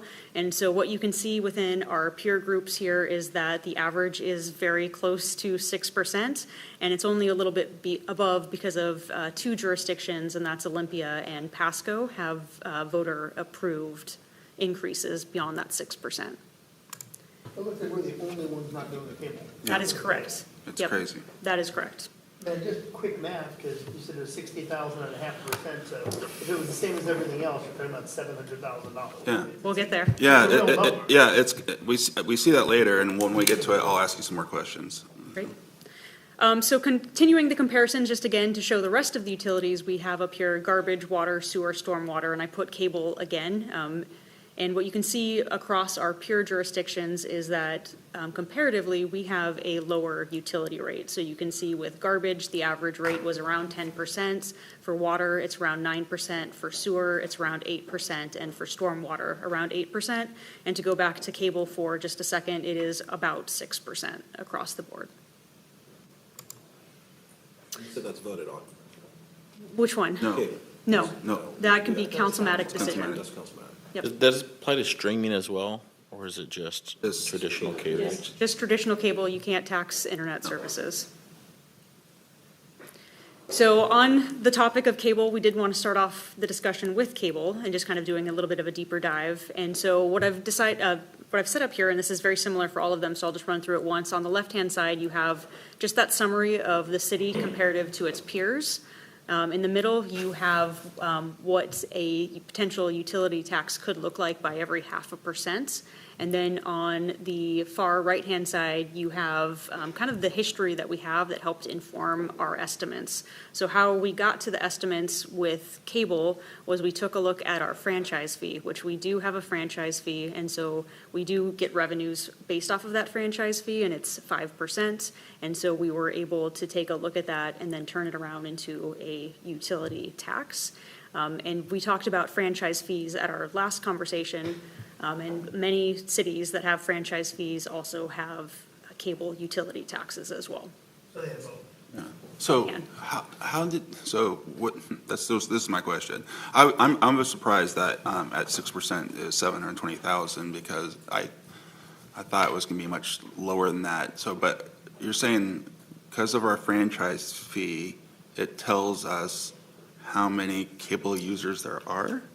Well, it's not based on cable users, it's based on the gross profit, right? So it's applied to a percentage of what's brought in. So they should be effectively the same of a percentage of 5%, and you can take it and use that data to determine a percentage. So we just backed into that number using 5%.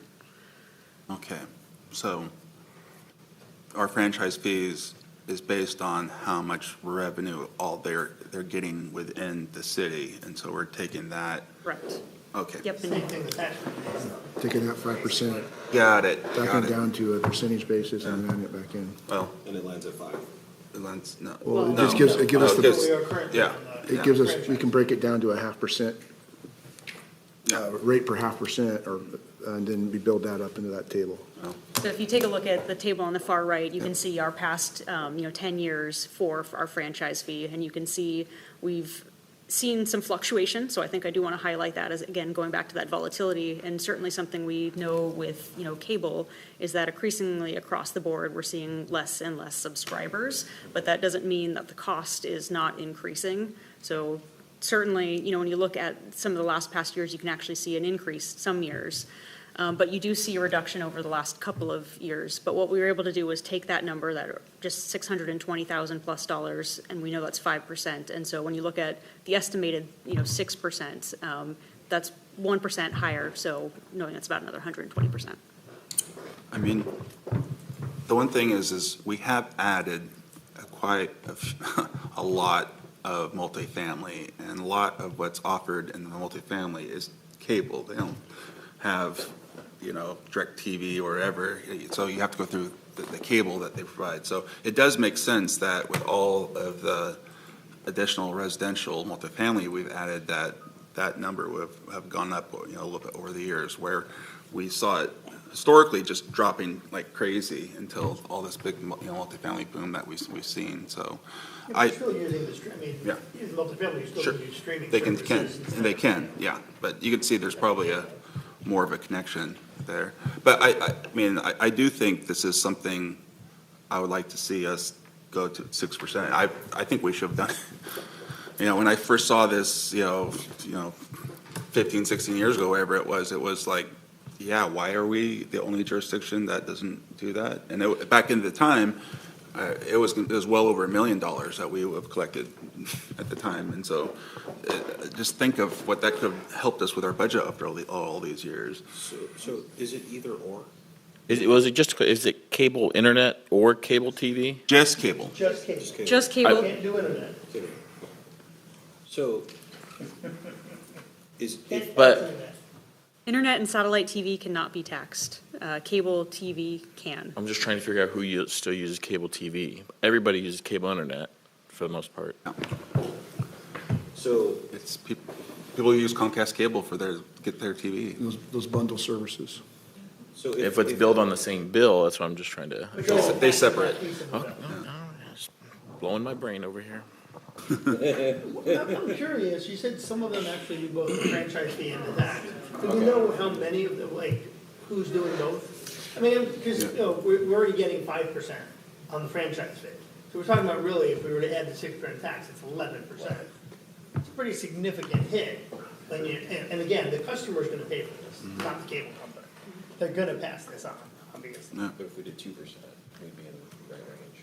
So to answer your question, Councilmember, I don't have it in front of me right now, but we can certainly put that information together and bring it back in front of this. Yeah, please do. Yeah, thank you. And Deputy Mayor Miller, I think you may have had your hand raised as well. Yeah, I think my question got answered. What I was wondering was, is it franchise fee or tax, or is it franchise fee and tax? So it looks like it's franchise fee, and then whatever tax you add onto that, 1, 2, 3, 5, 7, whatever. The municipality can do both. And we know our neighboring jurisdictions do both. We can get the information Shannon said about some of the others in the larger. Everyone charges a franchise fee. They do? Yeah, everyone charges a franchise fee. And the tax. Yeah, and so the tax is something that, In addition. yeah, and say the franchise fee is charged to the Comcast pays that. This is actually, would be charged pass through to the end user. Right, I get Yes, that part. but we all Yeah, know that, but the- even yeah. though you're charging it to the cable company, they're Yeah. not putting it on the bill, it's still built into their rate. I mean, they're getting the money back. And I will say, Everything gets passed on. Sure. a lot of companies do show both of those on the bill. So they will show a Yeah. franchise fee and they will also show a But they utility show it on the bill. tax. Franchise and local taxes is how it's And I would listed on still my be in bill. favor of doing this because it's an optional than raising something that's, a necessity for a family. So at least it's a starting point, yeah. Yeah. Any other questions or thoughts on this? All right, we're continuing to move forward. All right, so the next item we have here is solid waste, and again, similar setup. And so taking a look at our solid waste right now, we have 6%. When we took a look at our peer jurisdictions, it was somewhere between 9.5% and 10%, closer to the 10% side. And we used previous solid waste revenues to, again, determine what the rate would be for any potential increases. But you can see every 0.5% increase would be around $40,000. Any questions on solid waste? Water, similar process. We took the past 10 years and we were able to take our 6% current rate. We determined that the average rate was closer to 9%. So you can see that 8.5%, 9% increase or rate, excuse me. And then you can see that with each 0.5%, it's about $108,000. So do our peer jurisdictions have reclamation plant fees, like a lot fee? Yeah, we'll take a look at a kind of a deeper dive into that in just a second when we get to sewer, and we'll take a look at some comparisons. So we'll do the same thing we're about to do with water here, and just wanted to provide an example of what this looks like and what this breaks down to. What I do want to just preface is that this is kind of a broad exercise, and so certainly everybody's bill, it looks very different depending on a number of different factors when we're talking about water and usage. So please bear that in mind, that this is a very broad exercise. I appreciate you saying that, because we are obviously prepared to get into the weeds. So working with our Public Works team, we were able to run kind of a brief exercise here where you can see with water, we're talking residential only, and when you take a look at our peer jurisdictions, everybody does it a little bit differently, so we're trying our best to compare kind of apples to apples, even though it might be slightly different varietals. What you see here with Lacey, Olympia, and Tumwater, you can see there is the base rate plus 900 cubic feet of water usage, and you can see what that total cost would be on a monthly basis. Now, not all of our jurisdictions are on a monthly basis. There are some that charge every other month. And so we've had to, back into some of these numbers, but just recognizing that we're trying to get our best comparisons as we possibly can. What you see next is the utility tax rate. So with Lacey, 6%, Olympia, the 12.5%, Tumwater, the 12%. And then what that would be in a monthly utility tax rate. So you can see what the utility tax rate is. So for our Lacey user here, it'd be about $2.68. If we just look at our Tumwater user, it'd be $4.89. And then with that, we have our monthly total. And what you can see is that Lacey, for its monthly total, is about halfway between Tumwater and Olympia with $47-ish, and we have $45 and $50. With this assessment, what we did was we just ran some kind of broad increases to take a look at what it would look like for 9%. So recognizing that our pure jurisdictions rates aren't changing, just Lacey's, you can see in this yellow box, you can see what that increase would equate to a monthly utility tax. So our $2.68 with an increase to 9% would go to $4.02. The total cost would be $48.69, and the monthly difference per the end user would be about $1.34 in this particular case. And if we look annually, the total cost difference to the end user would be $16.08, with a 3% increase from 6% to 9%. We did this also for 12%, very similar process. You can see it increased the monthly to $5.36, and when you take a look at that over the course of a year, it's about $32.16 with a increase to 12%. I'm really curious. I know that we do this for the base plus 900 cubic feet. What is the average use of water in the city of Lacey? It's not 900 cubic feet. I'm sure it's not, and I know this is a question that comes up frequently, and I'll check with the Public Works team if we can get a better response. We just wanted kind of the lowest amount comparable that we could find under kind of the base plus the first tier. Okay. Yeah, and of course, we can pull that record from our finance team and utility billing about kind of the average consumption of some of our accounts and how many accounts we have, so. That would be great. Can someone explain why Lacey residents pay 10% more for water than Tumwater?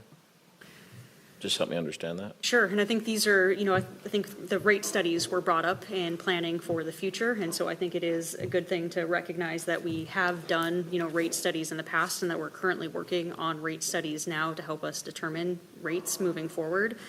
So there is a comprehensive plan that's being done for stormwater and wastewater. Both of them are going to be including new rate studies, and so I know that the Public Works team will be coming back in front of the council to talk about those rates at a future date. And it's also, and Scott can elaborate on this too, is it's tough to do direct comparisons between Olympia, Tumwater, and Lacey on both water and wastewater because our systems are a little bit different.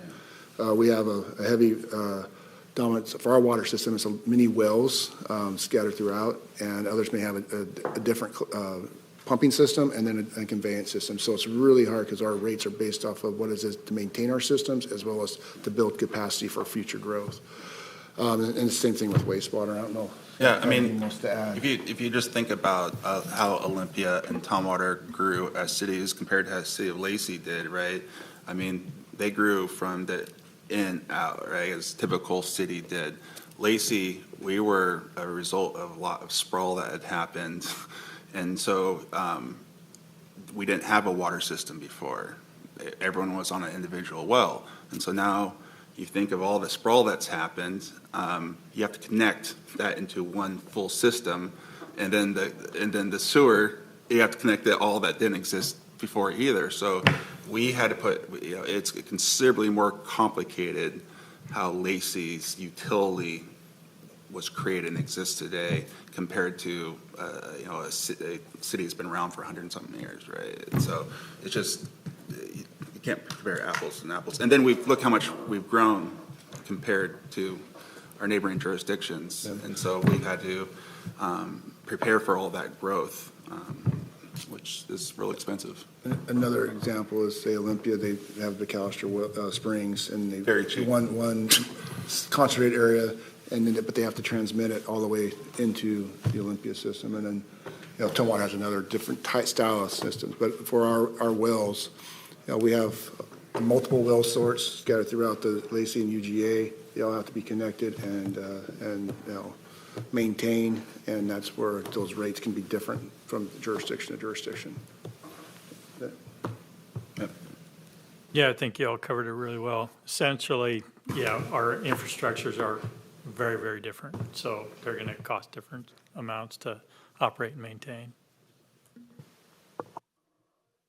So, sorry. Well, I was going to say, I think what's nice about this chart, though, is just really gives a little bit of context. It's still important, of the amount of impact on the end user, of course. But when you talk about a 6% increase and what that really relates to, a dollar amount, it kind of is a little bit of context for a little bit better conversation about it.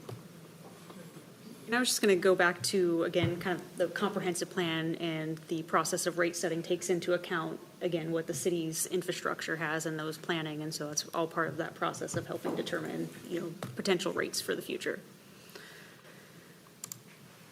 All right, so moving on to sewer. Again, our rate is 6%. Our peer average is closer to 8%. And you can see that for every 0.5%, it would be about $125,000 of revenue. Kind of a similar exercise, and again, keep in mind, these are a broad exercise, but we did add in, I believe the comment was made about lot, and so you do see lots broken into here, where we have the base kind of rate, and again, a lot of different things go into this. We're just using kind of that broad stroke example. The wastewater lot fee, what that total cost is per a month, and then what the utility tax rate is. Again, the difference between Lacey being 6%, Olympia 12.5%, and then Tumwater 12%. You can see that utility tax ranges from $4.84 all the way up to $9.47 for kind of the monthly total here of all around $80 to $85. We did a similar assessment where we just increased by 9%, and what you can see is that the monthly difference increase for this rate user would be $2.42, and then the annual difference would be about $29. With 12%, you can see the monthly difference is closer to $5, and that the annual difference would be closer to $58. On to stormwater. Similar assessment. Our peer jurisdictions are around 8%, where Lacey is 6%.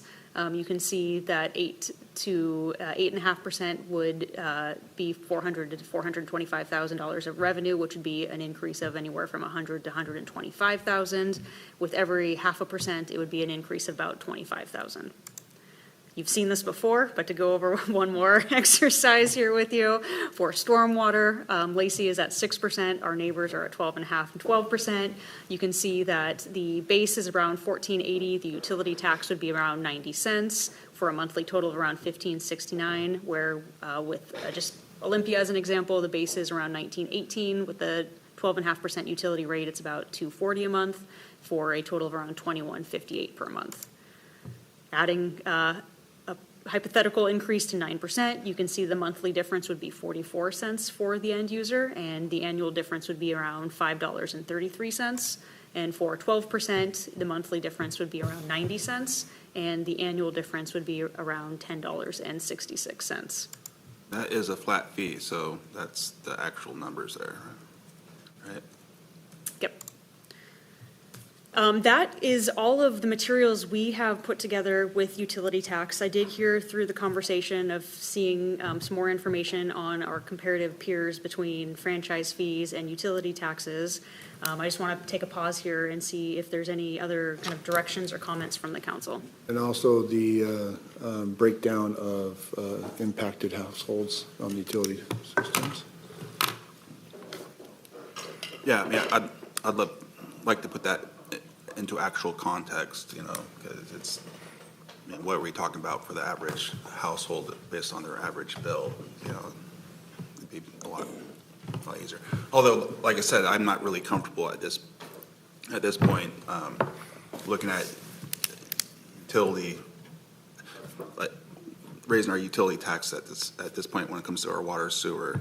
I think if, you know, as a part of a comprehensive study, if we're trying to do something in particular that we need revenue to do it, that's one thing. But just to, you know, raise it without it going to something specifically going to these utilities, I wouldn't be in favor of doing that at the moment.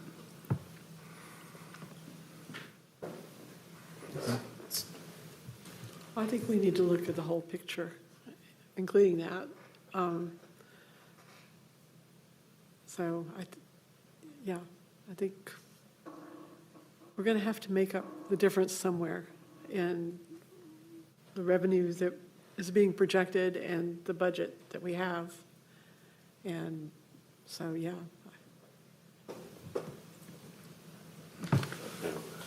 It looks like, like we've made some headway in cutting expenses, which is always the first place to start.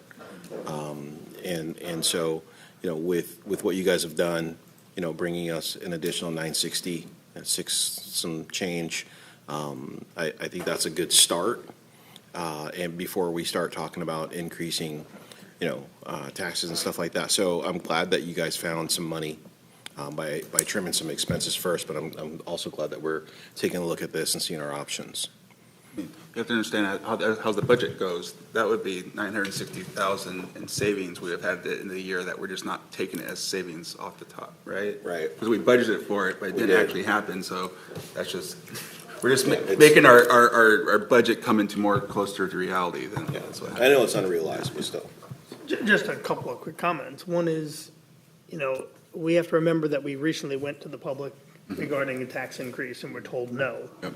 So as an elected body, we have to be really careful and think really seriously about any kind of revenue enhancements that are taxes when the public just told us, the people who we work for, just told us no to a new tax. So something we have to take serious thought into. And the other thing is kind of along the lines of what Deputy Mayor was just saying, I think we have to always look at every potential place we can save money, every potential cut, every potential thing we can do before reducing services, obviously, before we ever look at increasing or enhanced revenue. So just throwing that out there for thought. I agree with that as well. So. Well, thank you, Council. And I was just going to say, I had my summary, which was a terrible summary. I also neglected to mention just taking a look at the low-income relief programs and coming back, and that's certainly on the list as well. Yes, That needs to happen. bill relief program, it's kind of where the threshold is on impacted households, franchise, the jurisdictions that have a franchise and a tax, get that comparable. And was there a fourth one? And then the other thing too, you mentioned, you know, the utility taxes in relationship to sewer, water, and storm. The thoughts on just looking at the cable tax in itself. Is that something that's worth, because I heard the mayor mention that that's something that has a little bit more, you know, something that's a little distinction. If you look at more information about what other jurisdictions do in terms of a franchise fee and a utility tax comparable, is that something you want to bring back sooner than later? Yes. I'm certainly more open to discussion on cable, mostly because of what Nick said earlier. Not a necessity, right? Water, sewer, all these things are, people have to have these. Yeah. So increasing those costs is much more dramatic to me than I agree. looking at cable. Oh, and even though we are low across the board, we're the outlier on the cable thing because everybody else has a franchise tax and we don't. Yeah, so, I agree. I mean, the cable, we should be looking at that, yeah. Yeah, Mike? Yeah, low-hanging fruit, like being more efficient and, or being competitive as compared to green rates. I think that's more of what Lacey is known for. Great job for staff looking for, the low-hanging fruit. Okay, well, I think we got the Thank fourth you. item to round Yep. out that list. Okay. So that brings us to, sorry, Councilmember, do you have Oh, I a? was just going to say, before we end this, I was hoping we could spend a little time on talking about the various taxing possibilities, but the ones that require quite a high level of administrative effort. And take a look at some of those intersections where if it's going to generate a small amount to begin with, and it would cost us actually more to administer than not, but there looks like there are some that would be much higher revenue producers. And I'd be interested in taking a look at those and what the level of staff effort and extra responsibility would be there so that we get a true picture of cost. Because it's like, oh, we could get $1 million here, but oh, what's it going to cost us? And are we going to have to hire 3 employees just to make that work? Yeah. So I just. And that's a good part of it, and I think that's part of what Shannon put together on the original, like high, medium, large in terms of, administration, and that's looking at those Right. issues, because we don't want to do something that we're spending more money to collect. Right. I think that's a really great segue actually to the next topic, because what we do find with B&O taxes is that there is a lot more administrative needs comparative to some of the other options that have been presented. And so we can certainly talk about that, but if you do go back to the matrix, what we've tried to highlight, and I can use B&O tax as a perfect example of this, is what is the administrative effort? So you can see in this particular item, we already collect B&O retail tax, and so increasing that presents a less administrative hurdle comparative to starting something new. And compared to, other options that we've reviewed, it may be higher or lower, but generally the amount of resources that it would take would not be on the significant end of the spectrum comparative to some of the other options. But I think one of the things we wanted to highlight with administrative effort is it's not just, kind of the implementation process, but we want to make sure that we're doing stakeholdering and bringing that information back to council as well, and that takes administrative resources as well. So with B&O taxes, we have kind of 3 things listed up here. We've got retail, we've got manufacturing, and we've got wholesale. And you can see, again, like our other options, kind of what the annual estimated revenue are. And what I do want to point out is that, retail presents, the highest annual revenue comparative to the other 2 options of manufacturing and wholesale. But when you look across the board, they're all somewhat volatile. They're moderate, compared to utility taxes, which are very stable. They seem to have more year-to-year shifts when we look at data, not only here, but just generally speaking, because they are tied to revenues. It's something that the city has control. It's something that could be implemented in the short term. We do estimate that this would take more administrative lift than some of the other options, and so that's why we put a longer term of 12 to 18 months, where some of the shorter ones we put 12 months as an example. Stakeholder engagement, we already talked about, would require going out to different businesses and getting information. And we've talked about this a little bit before, but the businesses pay, but this is also something that is indirectly passed on to the end consumer. Can you tell me how you came up with a recommendation on what the annual revenue would be on the manufacturing and the wholesale, since we don't tax any of them? I can absolutely tell you the process we went through, but what I will say is this is kind of like the horseshoe of all of the assessments we've done. This is probably the one we know the least about. yeah. No. And so we're drawing from a study that was done in 2019. And so the numbers that we present here today are really ballpark numbers. And one of the things, you know, if council wants to provide additional direction would be to do a deeper dive of this, but that would take a lot of administrative resources to look into more. So we will touch on that, but I do want to highlight that just generally. So B&O taxes, we've already talked about B&O taxes with utility taxes, but those are specific to utilities. These are business and occupation taxes on local businesses. These are typically levied as a percentage of gross receipts. There can be some deductions. The Association of Washington Cities does a survey of its jurisdiction membership, and the latest one they did was in 2022 for B&O taxes specifically, and what they found was that 49 out of the 281 self-reported that they had B&O taxes. So there could be other additional ones out there that we don't know about, but the self-reporting, this is what we have of 49. The revenues are unrestricted. They have to be uniform within a business class. So they have to be the same if it's manufacturing. However, you can have different rates between retail and manufacturing, which you'll see here with the city having, you know, retail but not having manufacturing. The city can determine certain thresholds and parameters of when it starts to collect this tax within different business classes. And it, importantly, something I haven't talked about as part of this process is it's also subject to a referendum. So, you know, certainly something that is a little bit different than the other councilmanic actions that we've discussed. That's why it's high effort. One of the reasons. Can you say that again? Yeah. That's why it's high effort. Gotcha. Yep. Yes. Yep. One reason it could be. Yeah, absolutely. So one thing I did want to highlight as part of this process is the city already collects, like I mentioned, you know, retail and service B&O taxes. And right now, the city is exploring a new system to improve its collection. So very similar to kind of taking that internal process. We're also looking at ways that we can modernize the filing and payment systems.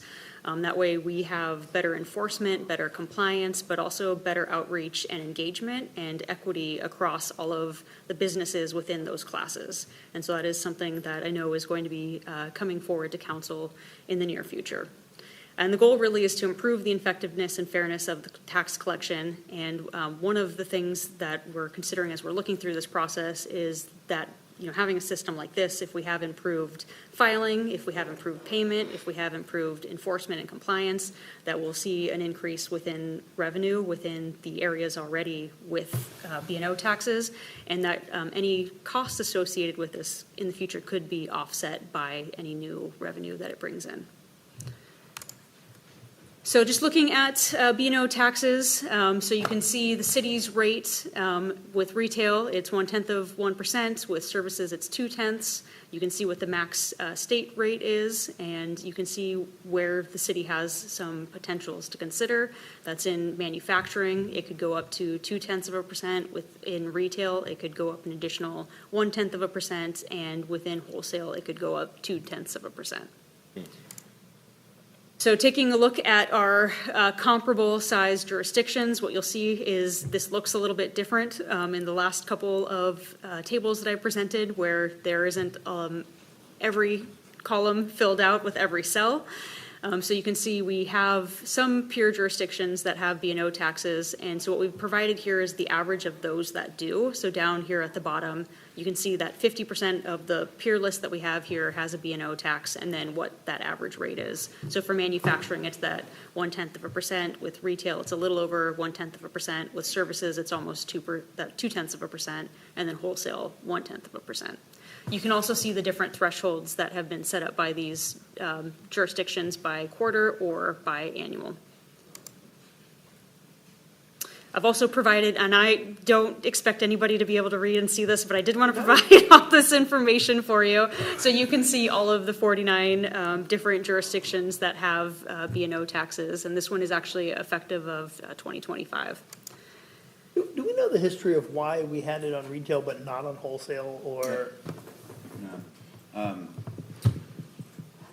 Because at the time, the councils were thinking on On the manufacturing side, we want to attract more Manufacturing, I get, I'm curious On more the about the wholesale. On the wholesale side, it was sort of the same thing.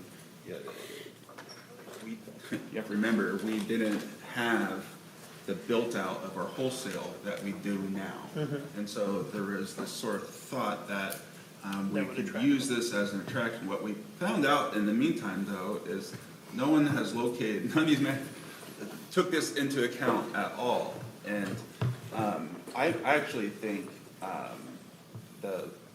with all the warehouses that have been fully built out, they actually have a huge impact that we've now seen on our community. And I think it's an equity issue at this point.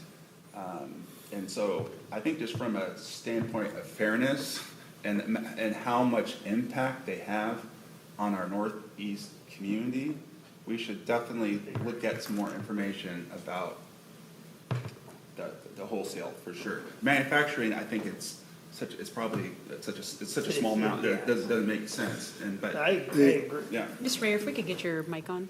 And Even though I think it's the absolute most unfair, worst me tax too. anyone's ever created. Yeah, I absolutely. still think that it's unfair that we're not doing it. You know, the problem for me with B&O tax in general is it's on revenue. Yeah. It's not on profit. Yeah. It makes absolutely no sense. You could lose money, And so. but still owe B&O tax because it's based on revenue, not on profit. So it's a completely unfair, horrible tax to start with. But I see no reason that if we're charging it to retail, we shouldn't be charging it to wholesale as well. And as far as I know, the history of the tax, the B&O ordinance was first adopted in 2000, or 1985, and fully re-adopted in 2004. I believe it's been since 1985 that they never looked at the manufacturing or industrials. We can go back and look at the minutes, but it probably is the way the attraction, or there wasn't a lot of business there that was affected, and they really focused on the retail and services.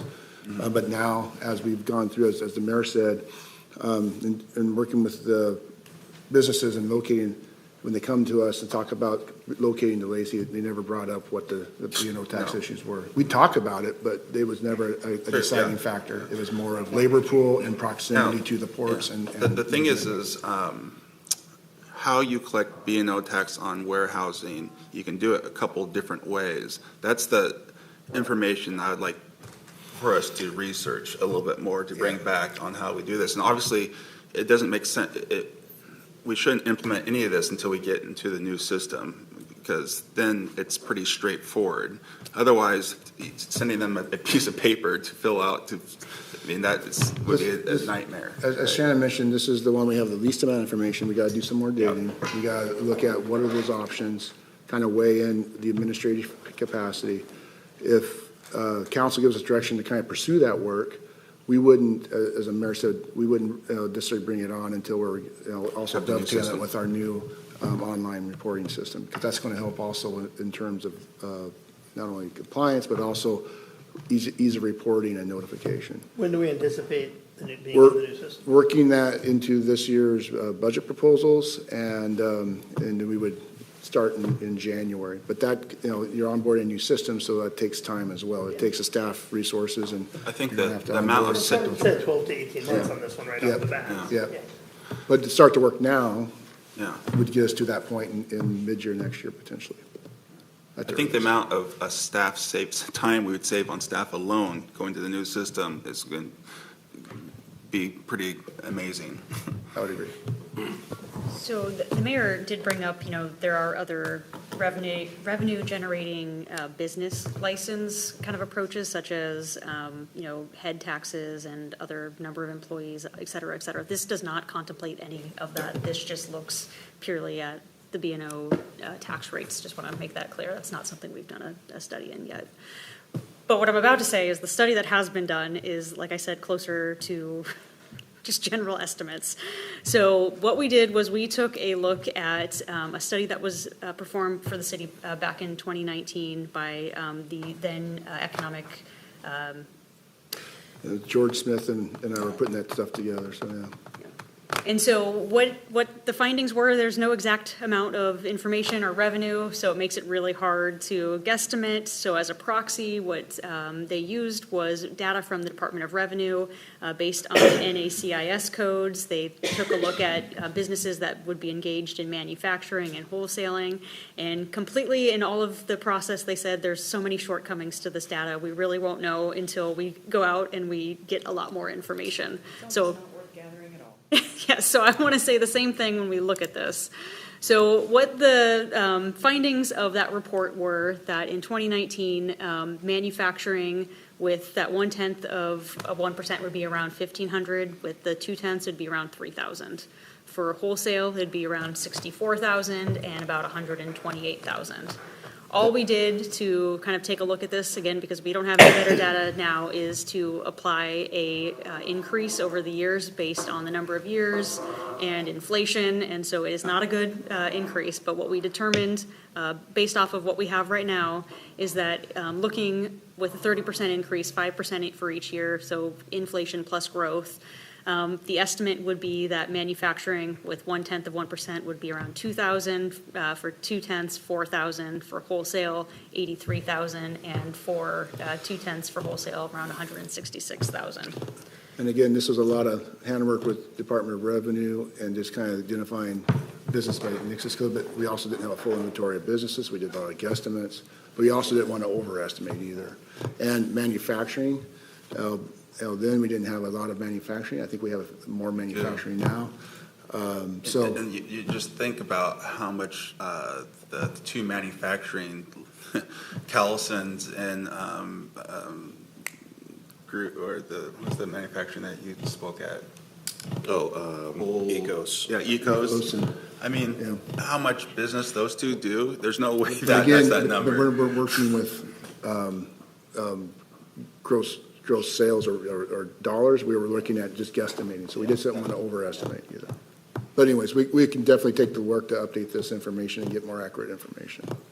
We completely agree that we don't know an exact one, but we just took the best of what we had And the available. moment that we did it, and in 2 months we did it, was, it met its purpose, but yeah, it's about to.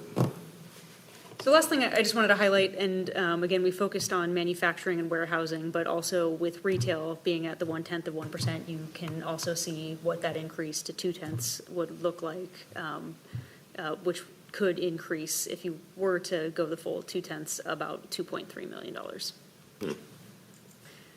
And so that is the overview for B&O taxes. Are there any other questions, comments, or direction for city staff on that? The only thing I want to say about the B&O tax on the retail is what I've seen in my other cities I do business in is in some cases they have a little bit higher B&O tax. It's not usually up to the full 0.02, although the Elm is 0.02. That's the highest out of all the cities. But what they do is, like, I've seen like a 0.015 in some cases, but then they raise the exemption up to like $750,000 or something like that. And so you're exempting all the smaller businesses, and what they found out is that the small business, like, we're collecting B&O tax on every quarter. In some cases, it's like $50. I mean, it's just like the amount of time it takes our people to process that. It costs us more than what we're receiving in revenue. Yeah. And so I think there are some, I mean, I'd be curious to see what that would do if we did raise it, just a tiny bit, but exempted, considerably more. Because I think it would save a ton of time. It's just, but we need a little more information, like what is the average, a breakdown, like how many small, what do we get from small businesses, and how much is it, Do we have an exemption level now? It is, but it's so small, it's like was like- 5,000 So or something. 5,000 quarterly and then 20,000 annually. Yeah. 5,000 versus 20,000, yeah. Oh, Councilman Kashi? I was just going to say, wouldn't it just make sense to come up with a threshold, I guess is the best word for it, that does exactly what you're talking about? If it would cost us more to collect than we would actually get, and find out where that nexus is, and then exempt the smaller ones from that. I think that's worth looking at, you know, I know that's gonna require a little more work, but, yeah, I think we're spending a lot of time probably collecting very little dollars in some cases, and it probably doesn't make any sense. So we can look at, on the retail piece, looking at a higher threshold and a higher rate and seeing what that does in returns. And again, ultimately, the direction we want to get tonight is this worth spending staff time for bringing back more information for council to consider? Right. Well, the wholesale on principle alone, I think it makes sense to get some more accurate information, because we don't even know how accurate our information is on that. We have a pretty We have robust. a lot of wholesalers. A lot of wholesalers, and I'm telling I you, think those numbers are low. and they have a huge impact on our community, man. I had to make a dump run yesterday. I couldn't believe how long it took. I couldn't get in and out of the dang dump. It was semi after semi after semi after semi after semi. And I was just like going, oh my goodness. So yeah, they have a huge impact on our community. And, you know, we did a very amazing job attracting, you know, all of them. But yeah, they have an impact. Success has costs. Yeah, success has costs. And so just for principle alone, that's definitely something we need some more information on. And I think it's worth, if we can look a little bit more into this, you know. I'm not a big fan, you know, I hate B&O taxes, but I do think there's probably some cost savings on exempting, looking at the exemption level, and then, you know, if we raise it a little bit, it's not that big of a dollar amount, you know. I know for me, it's not a big dollar amount, you know, and so. It's not a big dollar amount, It's just, like I said, it's just an unfair tax. No, I hate it. It's not a big amount. And it adds up when you've got that, and then you got the county property tax that you have. It's just like one random bill after another that you get throughout the year as a business owner. And by far, my biggest complaint is not paying this, because it's not a lot of money, it really isn't. It's the time it takes. I have to do it on a piece of paper and send in a check. I mean, Maybe we killing me. could. Like, if the we time get I it- spend on this is what kills me. What's a check? I know. It's kind of like those poster boards from years ago, right? It's absolutely amazing. We could collect some revenue using a B&O tax and then update the system, so you don't have to file your B&O tax with a check and a piece of paper Yeah, anymore. I mean, we could save, there's be just a lot of internal savings by Imagine just the coming up with opportunity that. that lies ahead of us. Okay. A lot of frustration. Please. Council, Deputy just- Mayor, do you have something? No. Oh, I thought you were raising your hand. So thank you, and I think just to summarize kind of on the B&O tax, so we will take a look at, you know, retail exemption thresholds and then do some more diligence on wholesale and manufacturing and bring that back at a later date. Yeah, great. Great. So then just last slide I have for you all tonight, and I promise I'll wrap it up here, but next steps, just want to make sure that everybody's aware. So we are scheduled tentatively to continue this conversation on October 14th, and that could include a discussion on lodging tax and House Bill 2015. And with that, I have reached the end of my very long and lengthy slide deck, and I appreciate for all of your attention and direction. So thank you. Thank you. I really appreciate the depth that you've dug into with all this and the information you've compiled. It's impressive. So, thank you. Has the House Bill 2015 summary been sent out to the council? It has not yet. We are working on finalizing the last two sections of this report, and then we'll make sure that the information gets to council shortly. Yeah, there's been some confusion out there in the public about the criteria for some of the, you know, qualifying for the grants, and we'll have that cleared up. And so, Okay, any other questions? Well, with that, we have reached the end of our agenda. So without objection, I'll call this meeting adjourned. And as always, you keep it classy, Lacey.